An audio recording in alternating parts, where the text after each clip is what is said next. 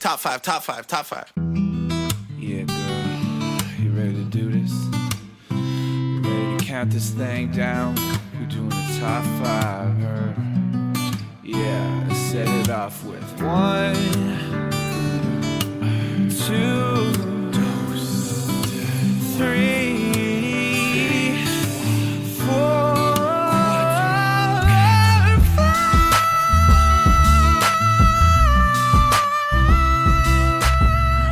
Hello, everyone. Welcome back to another year of ranked top 5 lists of stuff that don't matter. I'm your host, Tung La, and welcome to 2023, baby. Backspace, triangle, square, start. What did that do? 69. Backspace. I'm using a keyboard as well. Yeah, I thought you were spelling something and then deleting it. It's a cheat code. Gotcha. We're going to breeze right into it, everyone. We do this episode every single year with the same crew. You know them. You love them. Angus McDonald, Ethan House, and Matthew Wally, everyone. Sorry. Say your last name. People might not know. It might be a different Matthew. It's true. Wally. Wally. Okay, welcome back to high school. Thanks. That would have come out when you were in high school. Okay. Hey, I got called way worse things in high school than Wally. Let's talk about high school for a bit. I got called like slurs and stuff. We're gonna unpack this right now. Yeah. But listen, we do this episode every single year. This crew, at least, I don't know how many episodes of Game of the Year have we done. I think the first one I did was 2018. Yeah, the first one I would have done is pre-pandemic. So yeah, I think Ethan, you've been on. You did 2017. Yeah, you've been on every single one of them. Wow, since 2017. Wow. And guess what? We're still doing it, baby. Starting the year by talking about last year. So. The podcast that makes me spend a bunch of money every year. That I guess I probably would have spent. But I guess what? We make a lot of money doing this. Games. We just do it for the podcast. Can't stand them, but it just, Yeah, I hate it. I don't know why. Frankly, I don't get them. Yeah, I don't know why we keep doing this episode every year, but here we are, usually one of the longest episodes of the year. So I do want to get into it. But before we do, I don't want to rush it too much. We want to take our time. It is the first episode of Ranked in 2023. Let's talk about 2022. How was everyone's year? Angus, you finished film school. I went back to school. Yeah, I graduated with straight A's. You know what's weird about Angus in film school is that now that he's finished, he won't tell us what he's been filming these days. Anytime I ask him, he gets really shady about it.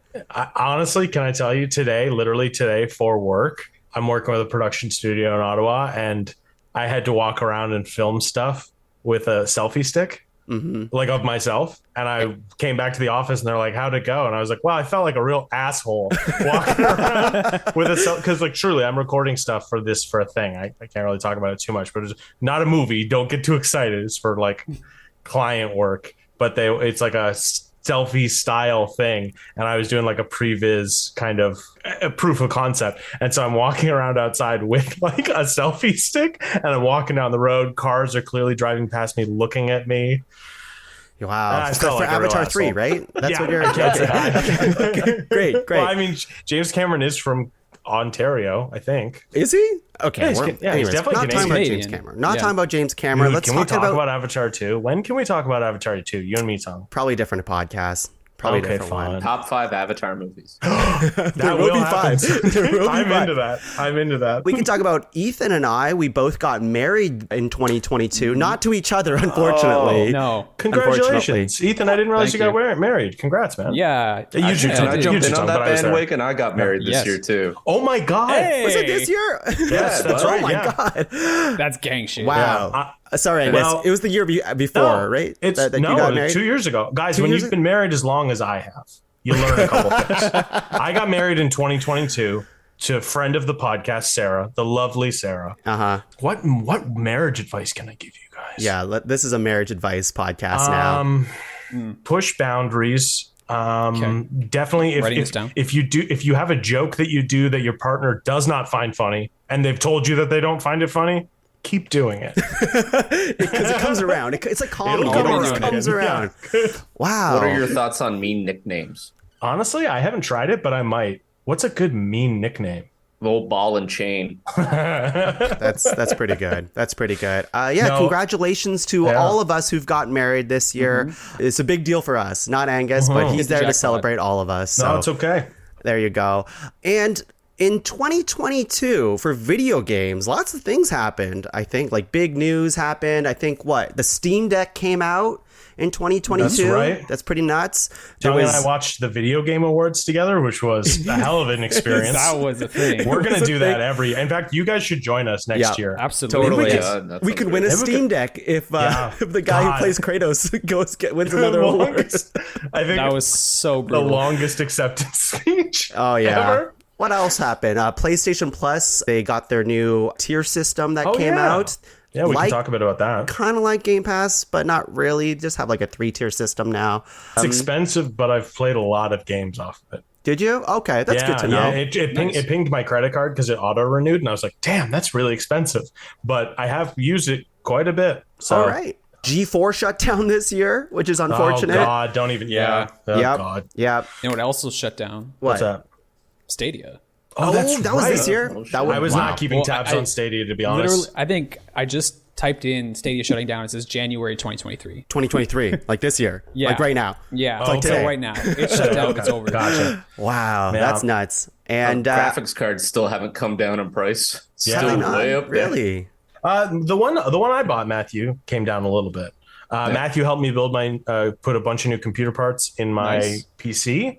That was an adventure. That was an adventure. That was a fun one. But now I've got a brand new PC.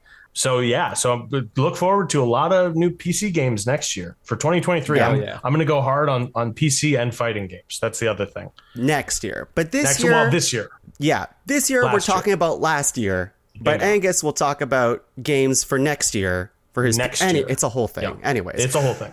2022 for video games. I'm really excited to get into it.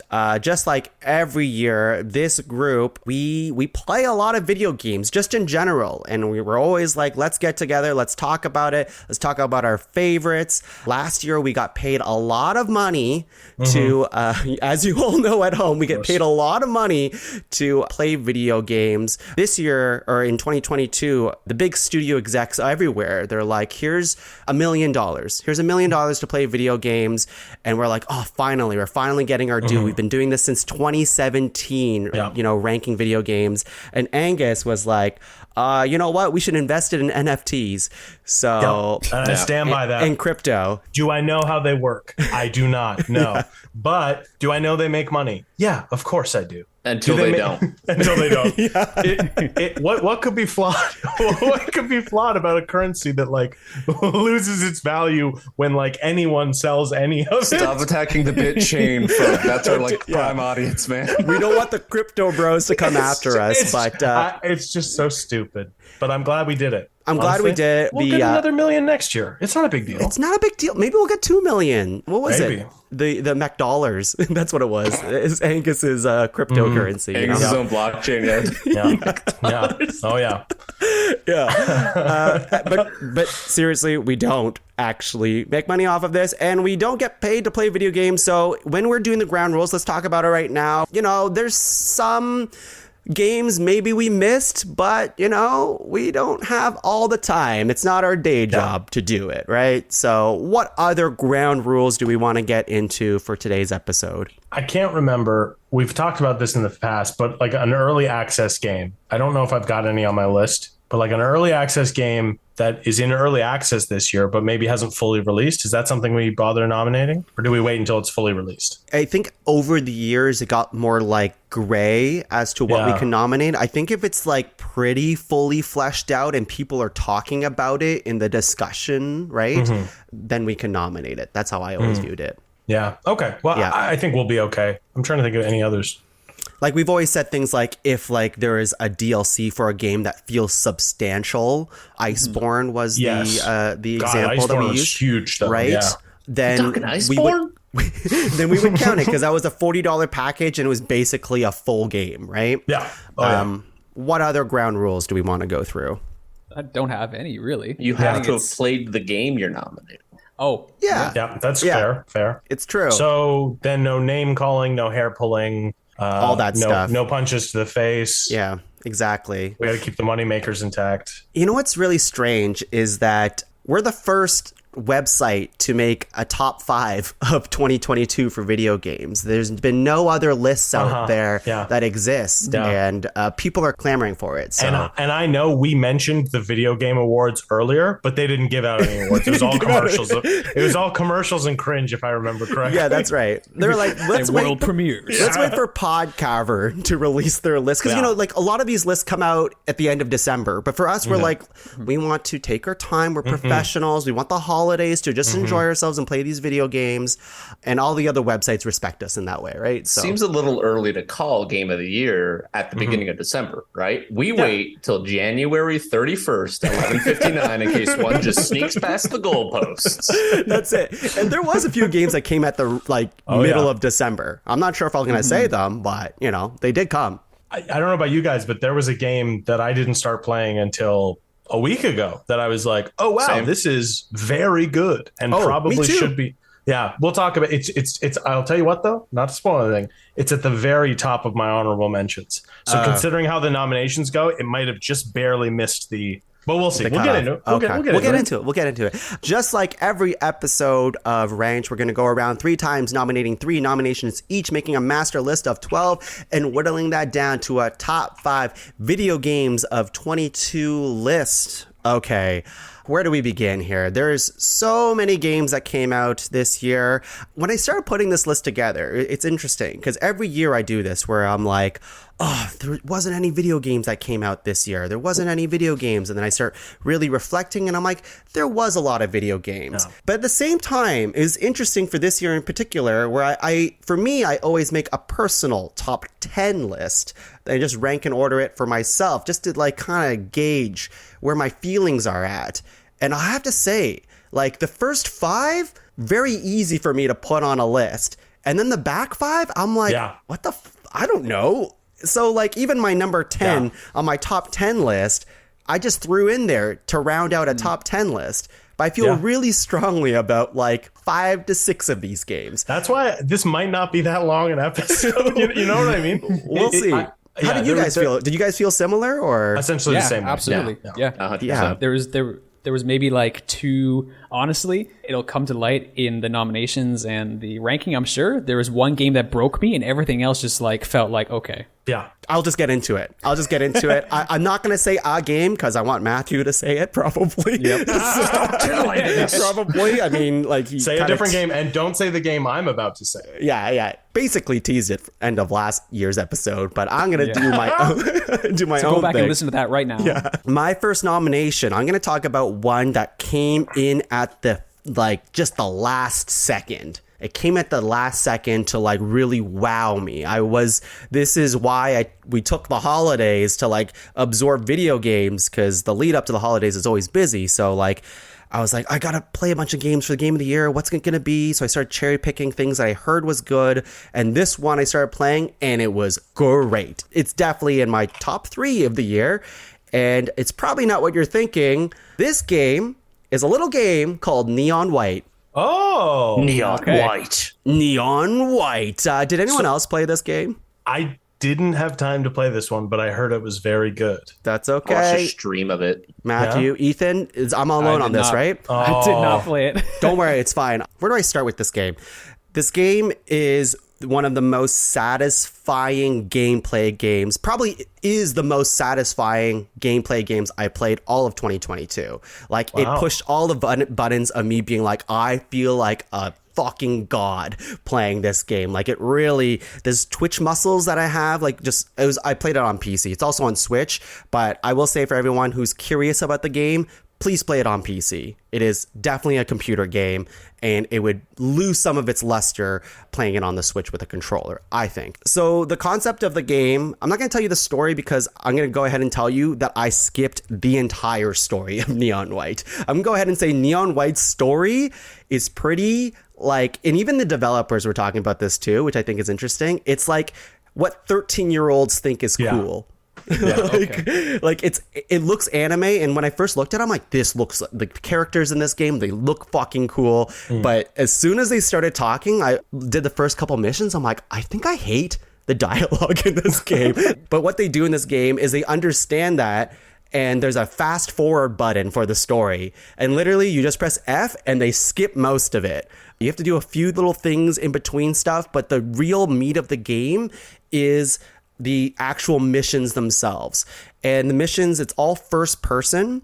And I've never seen a game like this before. It's basically like almost parkour, but you have a sword and you have cards you pick up. The cards you pick up are guns, and there's limited ammo on these guns, and there's a secondary function where you can discard the card, quote unquote, by right clicking. And if you do that, a secondary ability pops off. So for example, if you have a pistol, there's a pistol weapon very early on in the game. If you left click, it shoots. And if you right click, you jump. And you're picking up these cards and you're going through these levels. And the whole thing about this game is it's completely fast paced. You can like finish levels in like 30 seconds and 40 seconds, like a minute. And you're just trying to finish it as fast as possible. So the game is all about just complete speed. And like, it's just taken over the speed running community. People fucking love how like tight and how fast this game is and how challenging it is. And I'm not a speedrunning guy. Like, I also don't care about getting the best time over someone else, but I cared about getting the best time for myself. So, you know, the things like there's grades on it. You can get like a bronze medal, silver medal, ace medal, and there's like a special developer medal that they don't tell you about. If you run it really quick, then you're like, oh, cool. And then you see this global leaderboard of where you land. But for myself, I was really engaged with it because I was always like, I can do that faster. I can do that faster. And they make it really easy. Like if you press F on your keyboard, you restart the level right away. And it's instantaneous that you're starting over the level. So like you're always challenging yourself to push through this first person level where you're zipping around, you're jumping, you're killing enemies, but it's all very lightning quick. And I have nothing but fantastic things to say about the gameplay in this game. Essentially what you've said is generally what I've heard about it is that the gameplay is really fun. It challenges you to it was basically asking you to speed run it. And then also I've heard people make fun of like the characters and how they talk. And stuff like that. Awful. So, I mean, I know some people love it and there's like fan art out there and some people are like really invested in the story, but I'll tell you right now, I could not care less about the story in this game. But it did not, like, even with that said, like the core gameplay of this game is that good that to me this is a top 3 game of the year. Like it is so satisfying. Again, I've never played a game like this before. Like the fast-paced first person action part of it, and then you're just killing things quickly, you're moving around, you're finding secrets in the level to make you go even faster. Like it's unbelievably good. Yeah, so that's my first pick. I've got a quick question because I'm a big guy who likes progression in a game. Is there any kind of measurable progression in the game, or is it like purely your own mechanical skill that you notice improving?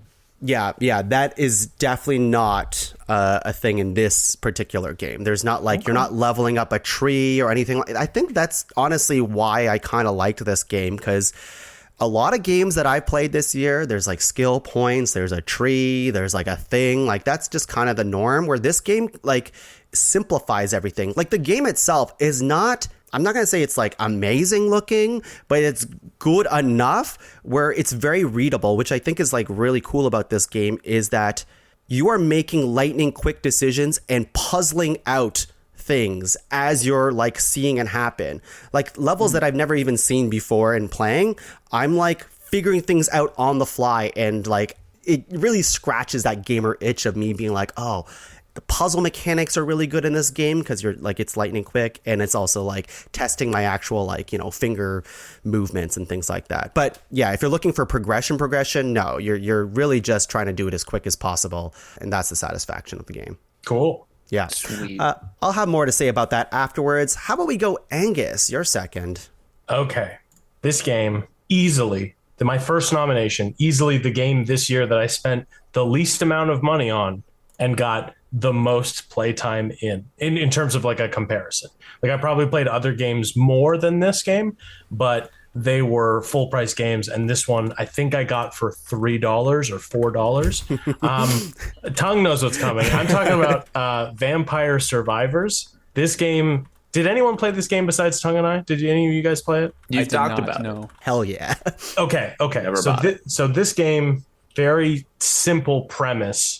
But basically, all you do is it's like got an 8-bit style to it. It's very much like inspired by Castlevania and vampiric games from like the Super Nintendo, probably. It's got a great little art style to it. Music's amazing. All you do is walk around in this level. You walk around in this level, and the game automatically attacks for you. Each weapon you have kind of attacks on a certain timer. And so you're walking around, you're dodging enemies, and then you're positioning yourself so that they're hit by your auto attacks. Now, that doesn't sound super interesting. However, this game, actually, it pairs really well with Neon White. So Neon White is challenging you to beat the game as quick as possible. And Vampire Survivors is challenging you to make the most broken character you can, because you get these weapons and they start to like combo together, and then they like kill everything on the screen and stuff like that. So literally after a couple runs and you've kind of progressed and unlocked enough things, because there is a progression that kind of exists outside of each run, you start to just become more powerful, and you're killing I just did I got a 30-minute run in and I killed 75,000 enemies and stuff like that. It's very satisfying. It's a great one for people like myself who like listening to podcasts or audiobooks or whatever while they're playing games.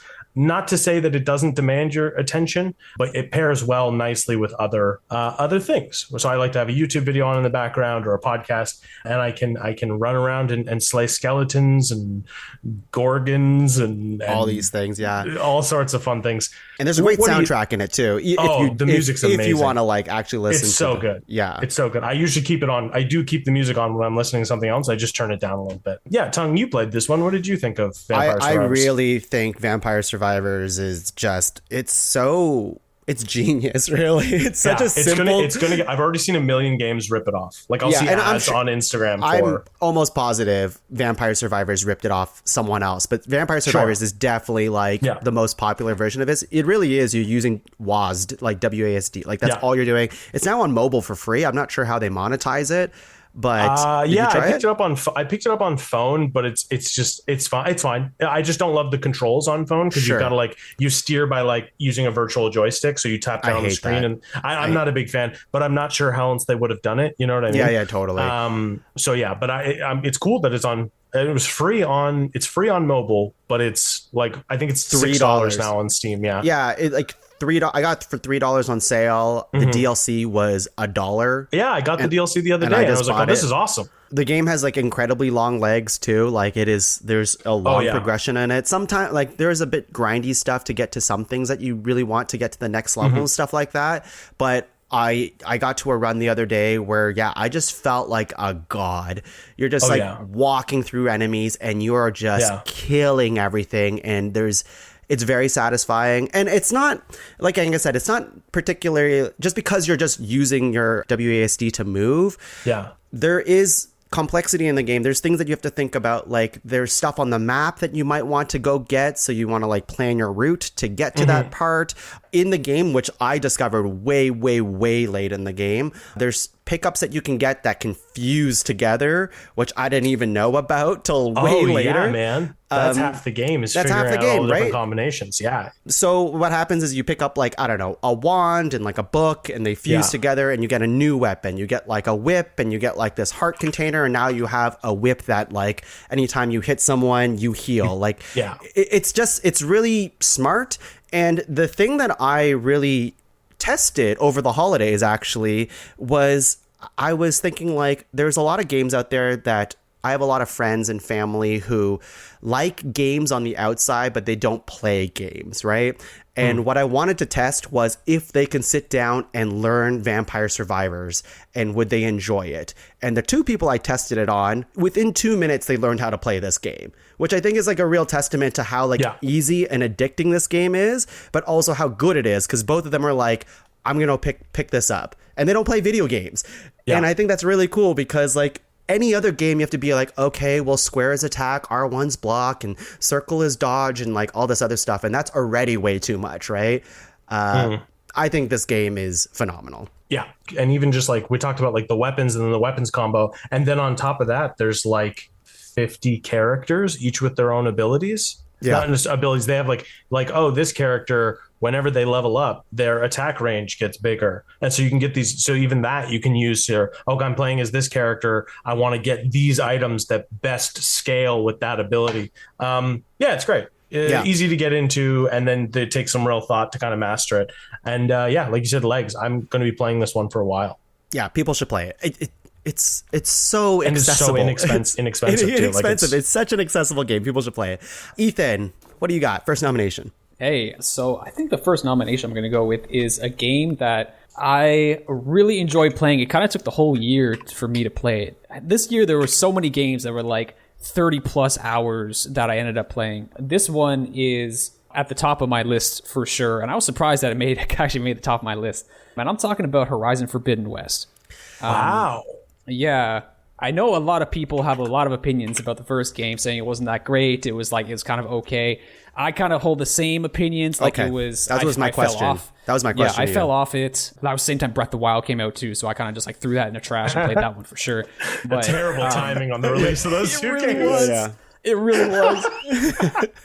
I knew I was not going to get to this game if I started another game. So, but when I did get to this one, I really enjoyed it. Actually, like I was very surprised. I had I think low expectations going into it. That played a little bit into it, but man, I've never seen a game look so goddamn good. I thought Ratchet a couple years ago looked fantastic. This game looks even better. It's crazy. And they did a lot of neat things in this game. The first one, they do the sequel thing where they throw everything into this game now. It's like you thought there was a lot of stuff in the first game, they just triple it. And that can be kind of overwhelming, but it ends up like just giving you so many options to approach combat. It just gives you so many ways to tailor your own experience, your own gameplay, and what you want to do. They added a whole bunch of traversal options, which is something I really wanted from that first game. It felt very just like you're on the ground, and that's the only place where you can go. They added gliding, they added zip lining, they added... you could climb anything now, essentially everything, sort of like a Breath of the Wild type of thing. So it made moving around the world a lot better, and seeing how goddamn pretty this game is it just makes it great that way. They did fantastic stuff with like the side missions. I was really impressed by that. Like a lot of times you go talk to somebody in town and it's just like, oh, go and collect these 6 pig skins or something like that and bring it back to me. But these have like almost fully fleshed out characters that you just kind of like interact with for like 15 minutes and go and do a quest and come back, and they have like complete storylines with each other. It was really interesting. They do a lot of work with like the tall necks. Every tall neck, so tall necks are just like the towers that you climb and like think of Breath of the Wild or Assassin's Creed or something like that. But they move. They approach it. Yeah, they move, but they also, not just this time where it's like, okay, go find one, climb up it. They make them into their own little puzzles now. So there's one time there was a tall neck walking around this sort of like satellite tower. So you had to kind of like figure out how to get the satellite to move in a certain way to climb it up, to jump onto the tall neck. There was a tall neck that was like trapped underwater or something like that. So you had to swim and like go and find some sort of like pieces to put it back together to make it like rise up to the surface so you can climb on it and things like that. So that's cool. Really interesting stuff with that. They did even more puzzles, these ruin puzzles, sort of like, pushing blocks around, moving these like energy cells around and things like that. But yeah, I don't know. It just ended up being a really good time. Can I ask about, because I'm one of the people who played the first game and I did finish it, but that game, as it progressed, I just ended up putting it on like very easy mode because I got really frustrated with just by the loop of the game. I don't know, like I just wanted to see the story at that point, and I'm not usually that type of person, but that first game, even though I finished it, left a real sour taste in my mouth when though we share a PlayStation like thing, Ethan, and you're like, you can download this game. At no point, I did actually download it. It's on my PlayStation, but I never booted it up once because that first game, I'm just like, I don't know if I want to fucking do that again. Hearing you say this is really, really great. Did you find the combat itself improved? Because I know the melee in the first one was very square. Like you just press a button and she just attacks, but there wasn't variation in any of that. I mean, they do add a whole tree and they do add some different like depth to the melee stuff. They had a spear and cool things, but payoff system to melee combat, where if you build up like this charge, and when the charge is at its max, you mark your target, and then you sort of back off from melee for a moment and fire off a range shot at that mark, and it does bonus damage in an AoE. Like, by no means a dramatic change to melee combat, but it did keep me more engaged with it. Okay. It was improved. That's good. Because also, like, I remember, like, in the first game, and I don't want to talk about this forever, but, like, the first game, I remember wearing the same armor the entire game. I found something really good really early on, and then I was like, I'm just going to keep wearing this. And then at no point did I ever have to switch it. How did you feel about, like, the equipment and all that stuff in this game? There's so much of it. There's so much. There is so, like I said, there's just so much stuff in this game. Equipment, I definitely changed armor multiple times in this. I didn't keep the same armor set. I was upgrading armor pieces and stuff like that. And there's tons of weapons you can get from side missions or just the main quest line and things, or just doing the rune puzzles and things like that. There was just endless options for you. That's cool. I have a lot more questions about that, but that's already like intriguing me to like probably pick up this game. I mean, it's on my PlayStation. I probably should just play it. I should probably just play it. Matthew, what's your first game? Should we just all say it at the same time, or 1, 2, 3? 3, 2, 1. Elden Ring. Sekiro, Shadows Die Twice. Perfect timing to have this nom come right after, right on the heels of Horizon. Yeah, exactly. So in the same way that Neon White is about completing a level as fast as possible, and that Vampire Rising is about becoming as OP as possible, Elden Ring is about being as good as possible, as getting good as possible, you know? So with that sort of trifecta of gaming complete, Elden Ring, the first foray into an open world game by FromSoft, certainly the first foray in the modern age of gaming. I really liked it. I'll start off with that. I really liked it. There were parts of it that didn't land as well as they probably should, but overall, I liked it so much that I stopped playing it after I beat it, and then I went back and beat it a second time from scratch. Wow! And then like New Game Plus, or like just like no, I started over from fresh. Yeah, and then I liked it so much. Angus is like, "Hey, do you want to play Elden Ring?" And I'm like, "Fuck yeah!" And I made a third new character. I'm like, "I'll start all over again and play a completely different way." Yeah. Is this the first game on the list that we've all played? Yeah. Might be. Yeah, I think so. Okay. I mean, let's be real. Who hasn't played Elden Ring this year? You know, like in 2022. My wife. Like, that's true. My wife as well, actually. But real gamers. Oh, I'm going to tell Sarah you said that. Yeah, he plays a lot of Genshin. Yeah. The gacha elements in Elden Ring are real off-putting, I have to say. Really inaccessible. Oh, I opened another dung eater.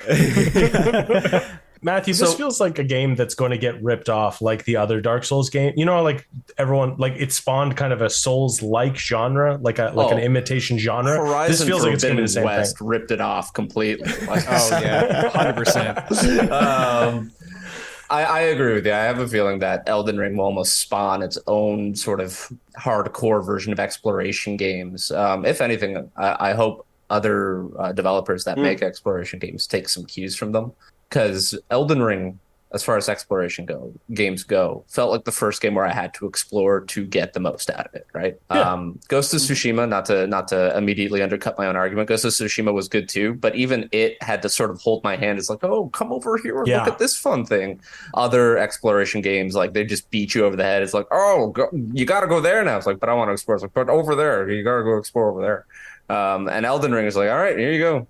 There's a guy there who's going to make fun of you for the first 5 minutes of the game and then go. It feels like the first like truly open world game, to the point where when Matthew and I were first playing it at the beginning of the year, I hadn't beat one of the first gating bosses that Matthew had, and I had explored like 2/3 of the map. Like I had explored whole other sections, and he was just like, "How did you get there without doing this?" And I was like, "I don't know. I jumped around. I found a tunnel." You know, it feels like every time I fire that up, every couple of years, I'm going to have a unique adventure each time.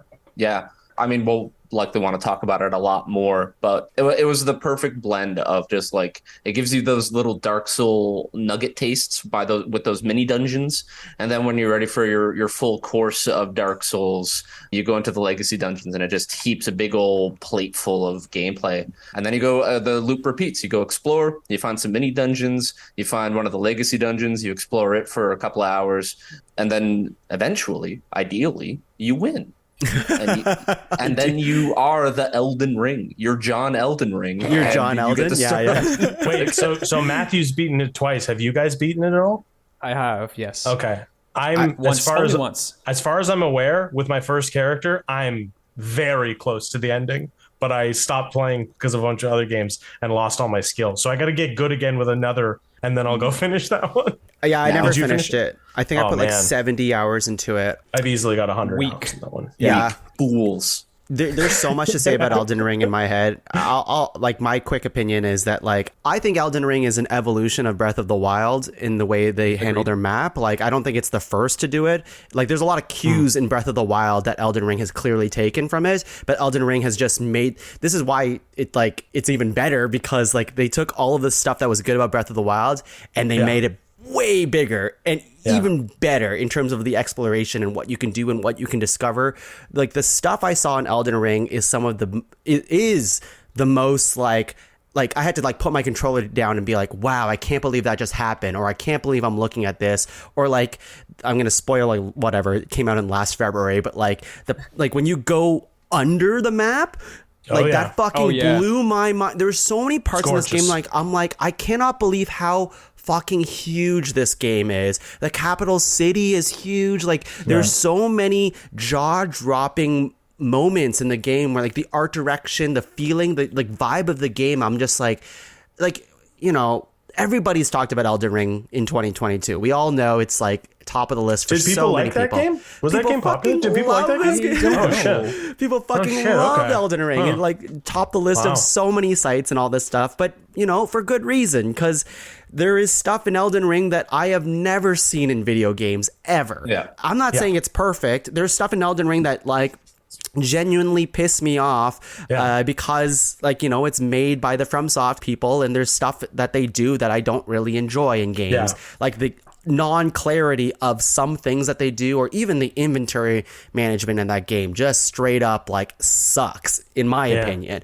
But everything else, the world, the expansion of everything, the discoverability, which I think is like huge for me, top notch. Like I would be like, I can't believe what I'm looking at right now, right? Yeah. So Elden Ring is phenomenal. Elden Ring continues to do what I love most about FromSoft games, is that it is a game where if you want to have fun, you have to work at it a little bit.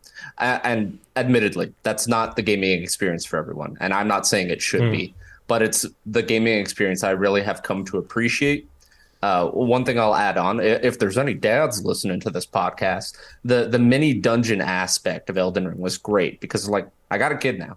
I cannot sink 5 straight hours into a game, but I'll come across one of these mini dungeons like, okay, this is my pause point. I'm going to come back when I have a little bit of time. And then later on, I just sort of like muck about in that mini dungeon. And when I beat it, I got my little dopamine, my little Elden Ring fix. And then I could stop for the night and go sleep so I could function and take care of my kid the following day.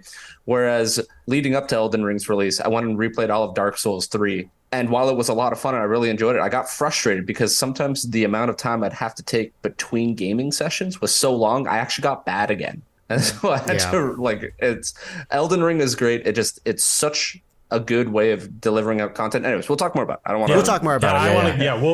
I'll talk more about like why it fell off ultimately, but I have nothing but respect for that game. Let's go into round 2. That was only round 1, everyone. 45 minutes in. Hey, listen, we knew this episode would be long. We knew this episode would be long. 20 minutes of preamble, though. Oh, that's true. Yeah. Listen. Like, we gotta talk about these games. Yeah. Other Game of the Year podcasts, they don't actually talk about these games. They talk about NFTs. The outside of it. Yeah, NFTs. We never talk about NFTs on this podcast. All right, round 2, Tom, what you got? All right, brothers, I want to talk about a game.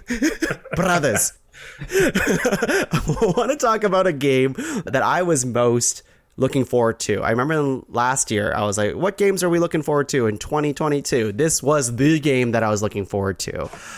I have a lot to say about it, but I'm going to say it right now. It's God of War Ragnarok is my nomination. And No. and while at no point does he say boy, and instead we hear Mimir say brother a lot in this game, I think he still does say boy at one point. Yeah, but not as much as Well, he says it used to. once, and it's meant to be a big deal. Anyway, please continue. I still really enjoyed this game quite a lot. Is it better than the 2018 version? I'm going to say no, it wasn't. And I think there is a tricky thing with sequels. It's actually different than Horizon Forbidden West. It sounds like, because Horizon Forbidden West seems like it really upped the ante in terms of like gameplay features, and like it gave you more. Where I feel like God of War Ragnarok was a lot more of the same, and they added some stuff and quality of life improvements.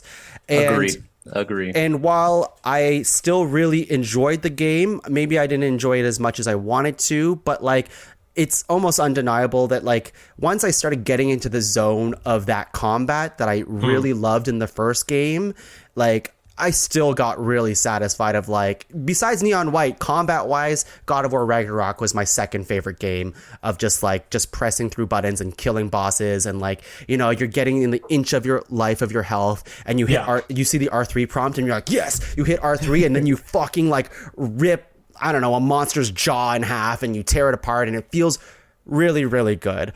So people who don't know, God of War Ragnarok is obviously the sequel to God of War 2018. And in this game, it's the end of, it's only a 2-part game, and like, it's not a trilogy, but I don't know. they're not doing another one of this in Norse mythology. Okay. Yeah. I'm okay with that. I want me that. too. Yeah. They'll probably move on to something else. God of War Persona next. Yeah. Where it's Japanese. Well, now it's like, where does Kratos go? What other gods can he kill? Like, let's kill Egyptian gods and things like that. But like, yeah, you get a few new weapons in this game. You get to play as Atreus in this game, which I thought was really cool. Have people played this? Because I don't want to spoil too much. I haven't played all the way through it. Yeah, I have not either. And I won't spoil the okay. full game. No, I'm like, playing as Atreus is within the first like 5 hours of the game, so that's nothing crazy. Like, I definitely won't say story stuff, but like gameplay wise, I'm 20 hours in. So why don't we set a little benchmark here for the sake of this podcast? Because I think I'm maybe the least furthest in, and I just broke the curse on Freya.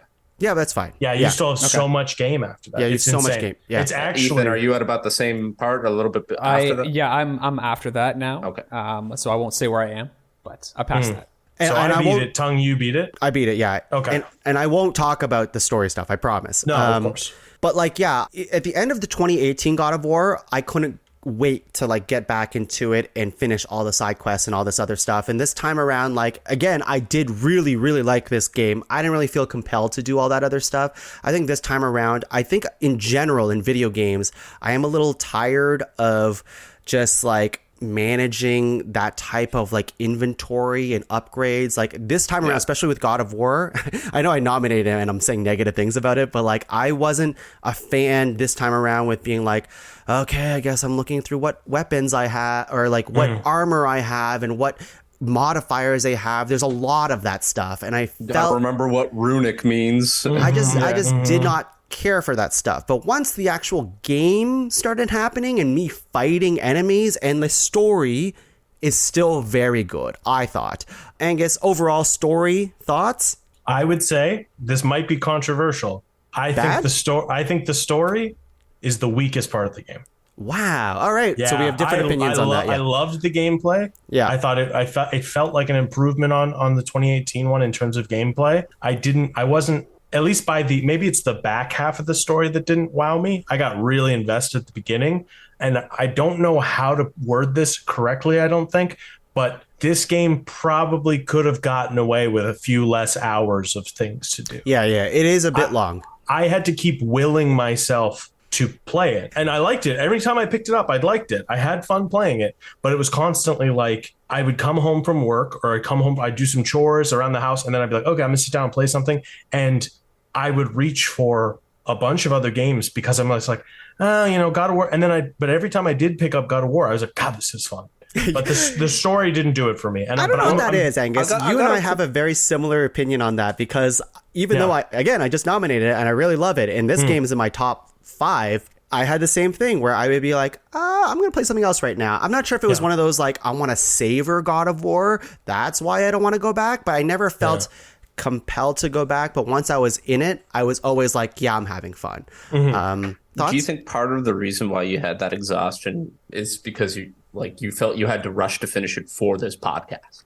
Because there was really only a month to play it if you wanted to have it beaten for this podcast. Yeah. It definitely was one of those things, but there was a lot, and I was talking to my buddy Sean about it too, where he's playing it as well, and he tells me where he's at, and he's just like, so I feel like I'm like halfway, and I'm like, buddy, you're not even a third of the way through, and he was like, really?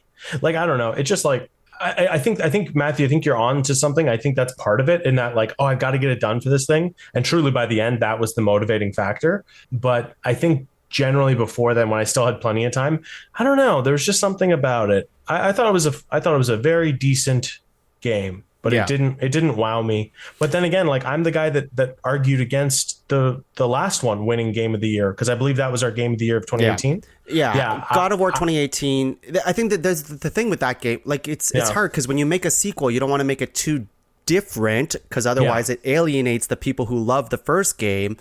But this one might not have been different enough, so that's why it's not like number one on my list. But like, last thing I'll say on that too, because even you talking about, like, so we said that at a certain point you start playing as Atreus, and I thought when that first happened, I was like, oh, okay, let's do this. And then they don't really do that much with Atreus. They don't make it that interesting. It's just Kratos, but it's Atreus now. His parts of the story become super interesting, but like his combat is nowhere near as fleshed out or as fun as Kratos. Yeah. You know, that's interesting. But I will say there was like a Ludo narrative hook that did kind of work for me, in that, like, and I was talking to Sarah about it while I was playing it. The first beginning of the game, I was getting killed all the time. And I was like, God, I keep getting killed. And I was playing on normal, but what I realized was I wasn't using Atreus. Like, I wasn't depending on him in combat, which is like a key part of the story.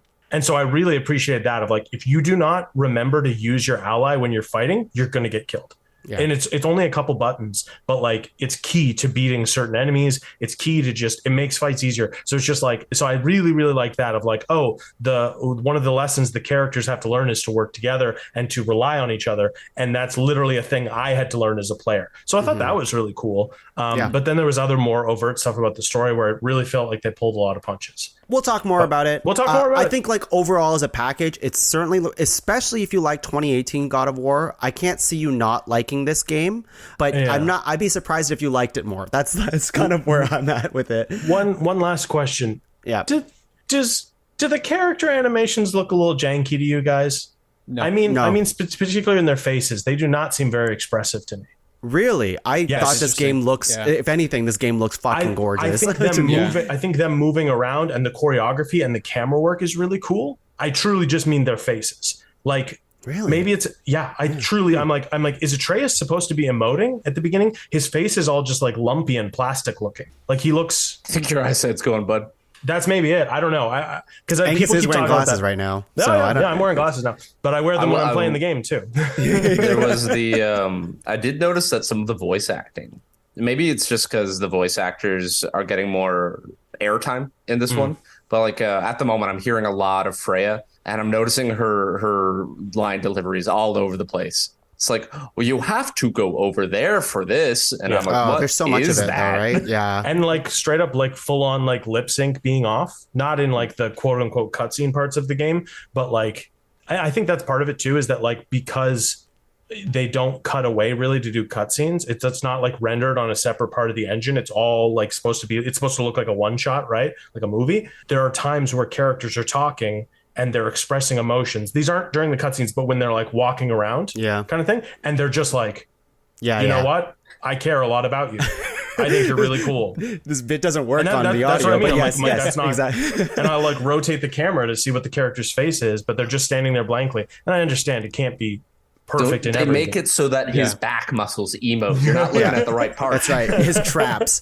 I will say one last thing about the game, and I feel bad about because there's so much I like about this game, but there is one nitpick that I have that's like a real nitpick of the game that I think was a nitpick of actually Horizon early on.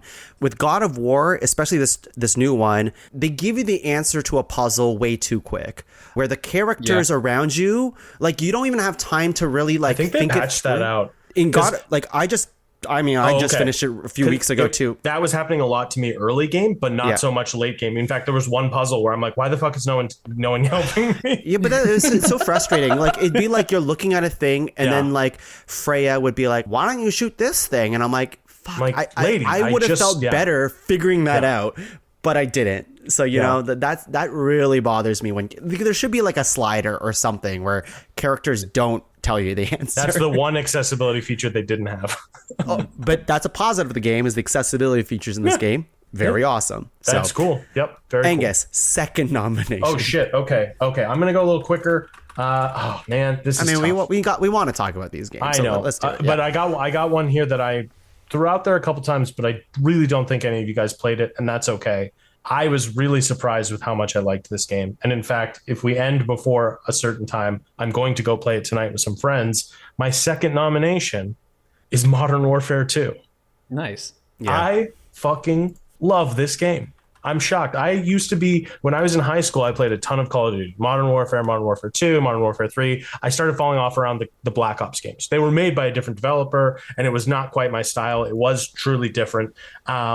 And then I came back a couple years ago for 2019. I played the 2019 Call of Duty a year ago or something like that, or a year or two years ago. And I was like, wow, this is really, really good. It's like a great fleshed out, it's like an improved version of the game I remember when I was a kid. The campaign's new and it's pretty good and stuff like that. Multiplayer's good. And then this one comes and it like blows that other one out of the water. I love the gameplay. It's got such tight, good shooting controls, good mobility. Did you play the other ones, Angus? Or specifically, did you play the last, let's say, 2 years of... So I played Modern Warfare.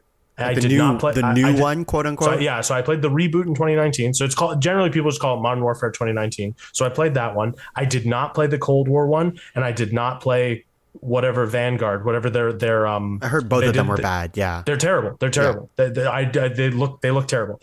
And this one back to being good. I swear, excellent co-op. There's some really good co-op missions. They just released their first raid, which is like a 3-player long mission that you do. I haven't done it yet. I might do it tonight. Who do you raid against? When I think of raids, you fight like a demon at the end. Well, I mean, you fight the demon of terrorism perpetuated by Al-Qatala, probably. Okay, but there's no like big boss. Like it's not. You're not. I mean, there's probably a boss, but it might just be a helicopter or a tank. Is my guess. I don't know. I don't know, listeners. Oh, it could be a juggernaut. There are guys in like armor suits with like miniguns, and then on top of that, they added. I mean, I'm not a big fan of the battle royale stuff like Warzone, but as far as battle royales go, that is the one I've had the most fun playing. They're in beta right now for this other thing called DMZ, which is like almost like a multiplayer like roguelike thing where you're like doing successful runs, you're completing missions, you got to exfiltrate, get some gear, get out with it and stuff like that. So there's some really cool, they're trying some really cool new things, and maybe some of the best looking cutscenes I've seen in a really long time. Really? Like, oh yeah, they look great. Like the characters look amazing. Like and just for this game or all games you're talking about? I would say if you guys thought the characters in God of War were expressive, these characters in these cutscenes, at least, maybe not gameplay, but in the cutscenes, are as expressive, if not more so. They are. I will say it's still a Call of Duty game, so there's a lot of like macho, like, you know. How are their traps expressive? Their traps expressive, very, very booby traps even. Nice. No, but it's a good game. I highly recommend it to anyone that likes first person shooters. If you ever liked Modern Warfare, like the original Modern Warfares, you owe it to yourself to play this one. But if that also means you pick it up when it goes on sale, totally fine. Modern Warfare 2, the original, was my favorite Call of Duty and one of the only ones I've ever played. And after that, I just like fell off. And one last thing, I think I even texted you about this, Tung, maybe you and Leslie. The IGN review for this game made my eyes roll so hard my retinas detached, and I had to get experimental surgery.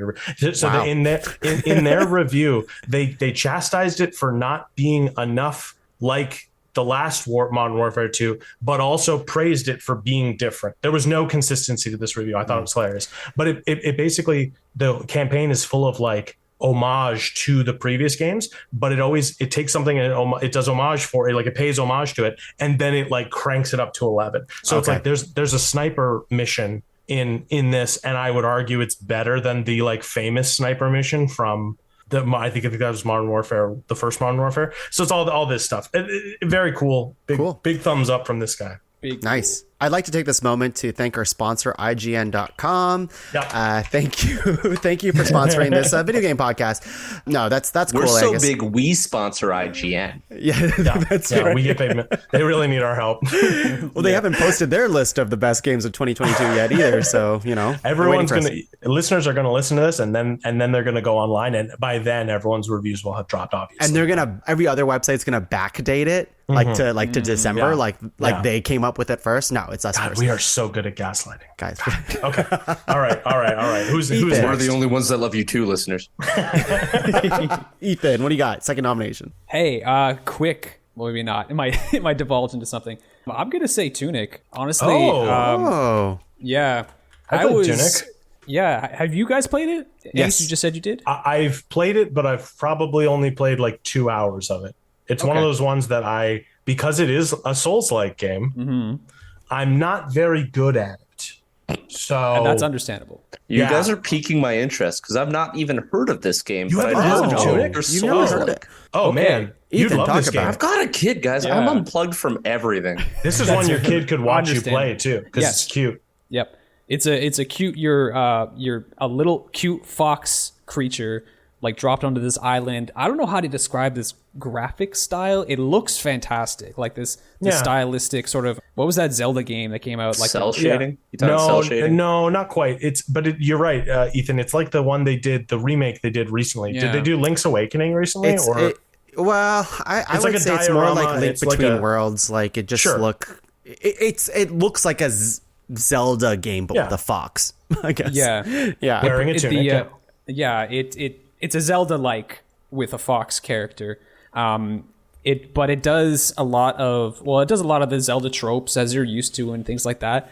But as Angus alluded to, it does play sort of like a Souls game where you do have a roll. It's kind of like a hefty roll. You have a stamina meter, so it's either faster or slower if you don't have the stamina. You've got I forget if you sprint, the stamina goes down. I forget if it's that kind of a game. I don't remember. I played it at the start of the year, so it's kind of foggy, some of the stuff. But I remember I'm just going through my notes and just like I remember really really enjoying it. The soundtrack was fantastic. I love the look of it. The combat is fine.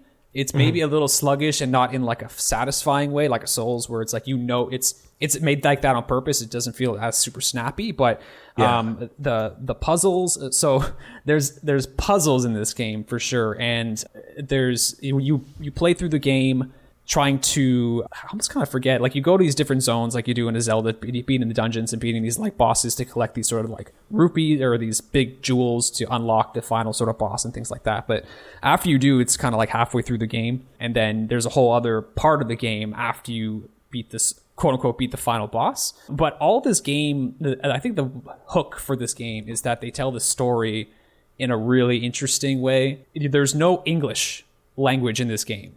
Everything is told through these like runes, this made up language. All the signs in the game have this language or don't even have anything at all. So you kind of have to experiment with the weapons and things like that. You get like a pot and it's, this made up language. I'm like, I don't even know what this does. You throw it on the ground like, okay, it gives me coins or something. But there's tons of experimentation involved with that. That's exactly it. Yeah. Well, one thing that I just wanted to jump in for a sec that I found fascinating about this game is there's no tutorial. You learn the game by playing it. Mm-hmm. And so like the character, and this isn't a spoiler, the character finds pages to the manual for the game you're playing. Exactly. So, and it's you're absolutely right. It's all in this made up language, but you can understand looking at it, the icons, and you kind of start to piece you almost piece the old game book that used to come in game cases together as you're going on this journey. And I found that fascinating. I loved it. Yeah. That was my favorite part. Yeah, that's exactly where I was going to actually. The next, no worries. You find pieces of the game manual for this game, and it's just, there's even like handwritten notes in the manual to give you hints about puzzles in the game or things that you didn't know about, and there's like references to other pages that you get later on. You're like, oh, I gotta know what this is, and like, oh, I remember seeing a page number for that back when I got this page, and things like that. Like, it's just probably one of the coolest ways of telling the story, or unlocking or discovering this world. Yeah, exactly. This year. I finished this game, Ethan. So like, you did? Nice. Yeah, I totally agree with you in the way that like this game is like, it's very unique, and the whole interesting part of it is exactly what Angus said too, which is the manual of this game. So yeah, you don't have any manual, and then you start picking up pieces of the manual, and you can totally miss pages of this manual too. But every page of this manual tells you either how to play the game or how to solve a puzzle in the game. And it's made in this made up language, and every little detail of this page can be a clue to how you solve the next puzzle. So if you're staring at these pages, sometimes like I don't know, like the color yellow, or like I don't know, like arrows that seem like they're just like a flourish to the page. It's very intentional by the developers to be like, no, actually that's like a button input that you should put into this door or whatever, and that will unlock a thing. That's what's cool about this game. Yeah. Is that it definitely rewards you for paying attention. It rewards you for experimenting. It's because, like you were saying, like the combat's fine, but I would argue, and I think you guys would agree, is that the combat is not the main draw of this game. It's actually the worst part of the game. Yeah, probably. That's probably why I set it down, and I'm like, I got to get some of this other stuff done, but I do want to go back and I want to unfold this game. It's like the mystery solving, kind of also in a way like a Dark Souls game where you have to piece a lot of it together yourself. This game would be right up your alley, Matthew. Honestly, I think you would. You guys are selling me on it. Yeah, you should play it. My only reservations of the game is that like I love this fucking game when it like the first half of the game is so fucking good. I did fizzle out towards the end, especially at the very, very, very end of the game, the last boss of the game. I think it was unfair in the way that they up the difficulty of the combat and who you're facing in a way that like betrays the rest of the game. They don't really ramp you up to it. It's just like the last boss is just so fucking hard, and there's no reason for it to be hard because the rest of the game is not. I should be. Well, at that point, you know how to beat the boss. It's just like you just can't, right? That's the thing. I have a problem with games where it's like if there's a disconnect between like I know what I'm supposed to do, but I'm unable to do it. That gets incredibly frustrating. Not every game is like I was just frustrated because there was no preparation to be like why this last boss is so much harder than everything that came before it. But honestly, like yes, you should play this game. It's very unique. It's awesome. It is. Matthew, second nomination. Alchemy Simulator. I've never even heard of this game. So this game came out this year. It's been in early access for a bit, but version 1.0 came out in 2022. So at its core, it is a puzzle game. You're an alchemist, and you have these ingredients, and the ingredients that you brew potions, but there's no set recipe to make any potion. Instead, you're presented with like this map, and the ingredients navigate you around the map, and your goal is to try and get to the potion by adding more ingredients. And then you unlock other ingredients over time. There's different types of ingredients, so while they may move in similar ways, the method of movement is different enough that you'd use them for different circumstances. But the second part to this whole puzzle of navigating the map is a client will come in and is like, I need a potion that can do this vague thing. And they'll be like, I need a potion that can get me through a door. And you'll be like, here's a potion that teleports you. Or here's a potion that explodes. Right? Like it's up to you to satisfy their requirement. And their requirement is, I don't want this door to be an obstacle for me. And so then you use your ingredients, you make the potion. You can, depending on your accuracy of like nailing that potion bullseye, you can make better and better potions. And then you hand it over to the client. And then there's like a haggling minigame. The haggling minigame is like the weakest part of this game. But there's a haggling minigame where you can get more money out of them. And then you take that money, you improve your alchemy lab, and you wash, rinse, repeat. I will touch on this when if we come back to this game to discuss it further. But I will say that progression is slow. And because progression is slow, I still haven't unlocked every alchemical method in this game yet. How slow are we talking here? I played it solid for a week straight, and I only got to chapter 4. And by chapter 4, I still hadn't unlocked like the whole second component to alchemy. Oh wow! I was still just like how many mixing chapters stuff. is in this game? I do not know. Okay, I do not know. More than 4. More than 4. So you have like your standard mortar and pestle and like a pot of boiling water, and that is the first part of the game.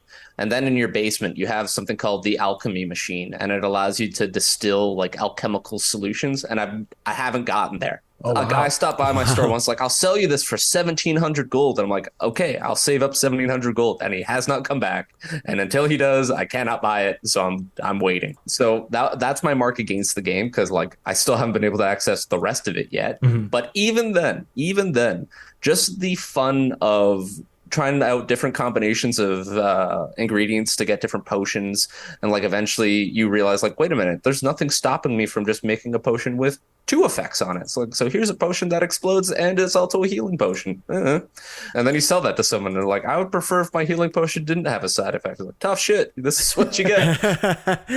It's a lot of fun, and on top of that, the cast of characters is really quirky. There's this guy who's like all about mushrooms, and he's like, I'll sell you really good mushrooms if you give me a potion. It's like, okay. Nice. And there's a guy who clearly looks like he's meant to be like a witcher. Yeah. I'm looking at the art style right now. I kind of like it. It looks like an old medieval painting. It does. There's even a morality system to the game where, depending on the clients you allow into your shop, will affect the way the story progresses. So if you only cater to criminals, worse and worse people will come to your store. Oh, cool. Okay. Yeah. I like that kind of stuff. Yeah, this looks cool. So it came, I don't know if this is true, but according to Google, I guess early access October 23rd, 2020, but release date December 13, 2022. Yeah. So it definitely came out in 2022 officially. Mm-hmm. So right at the end of the year. Cool. Wow. Yeah. Yeah, it's snuck right in there. Yeah, this looks very like relaxing and one of those games that you just like chill out with. So I don't bring this up much. I don't bring this up much at all, but I have a child. So you do? Yeah. What? But the thing I love, so my kid loves to sit on my lap and watch like YouTube videos of songs and stuff. But I've been struggling to find something to preoccupy myself while this is going on. And this game has been great for it. And the best part is I've been wanting to introduce my daughter to how to use a mouse and keyboard, but it's been so hard to get her to engage with it because like I can't just open Microsoft Word and say, all right, type a document. It's just not interesting. But this game is great because like, all right, here's the concept of holding down your mouse button and moving the mouse around to get an effect. And she's actually engaging with it. Is she good? God, no. She's awful at it, but she's learning. I'd be more scared if she was good at it. Yeah. It's like, wow, she's really smart. Oh, it's a Breaking Bad type of game. Cool. Oh, man. You should show her Elden Ring. Fun. Just to see what she does.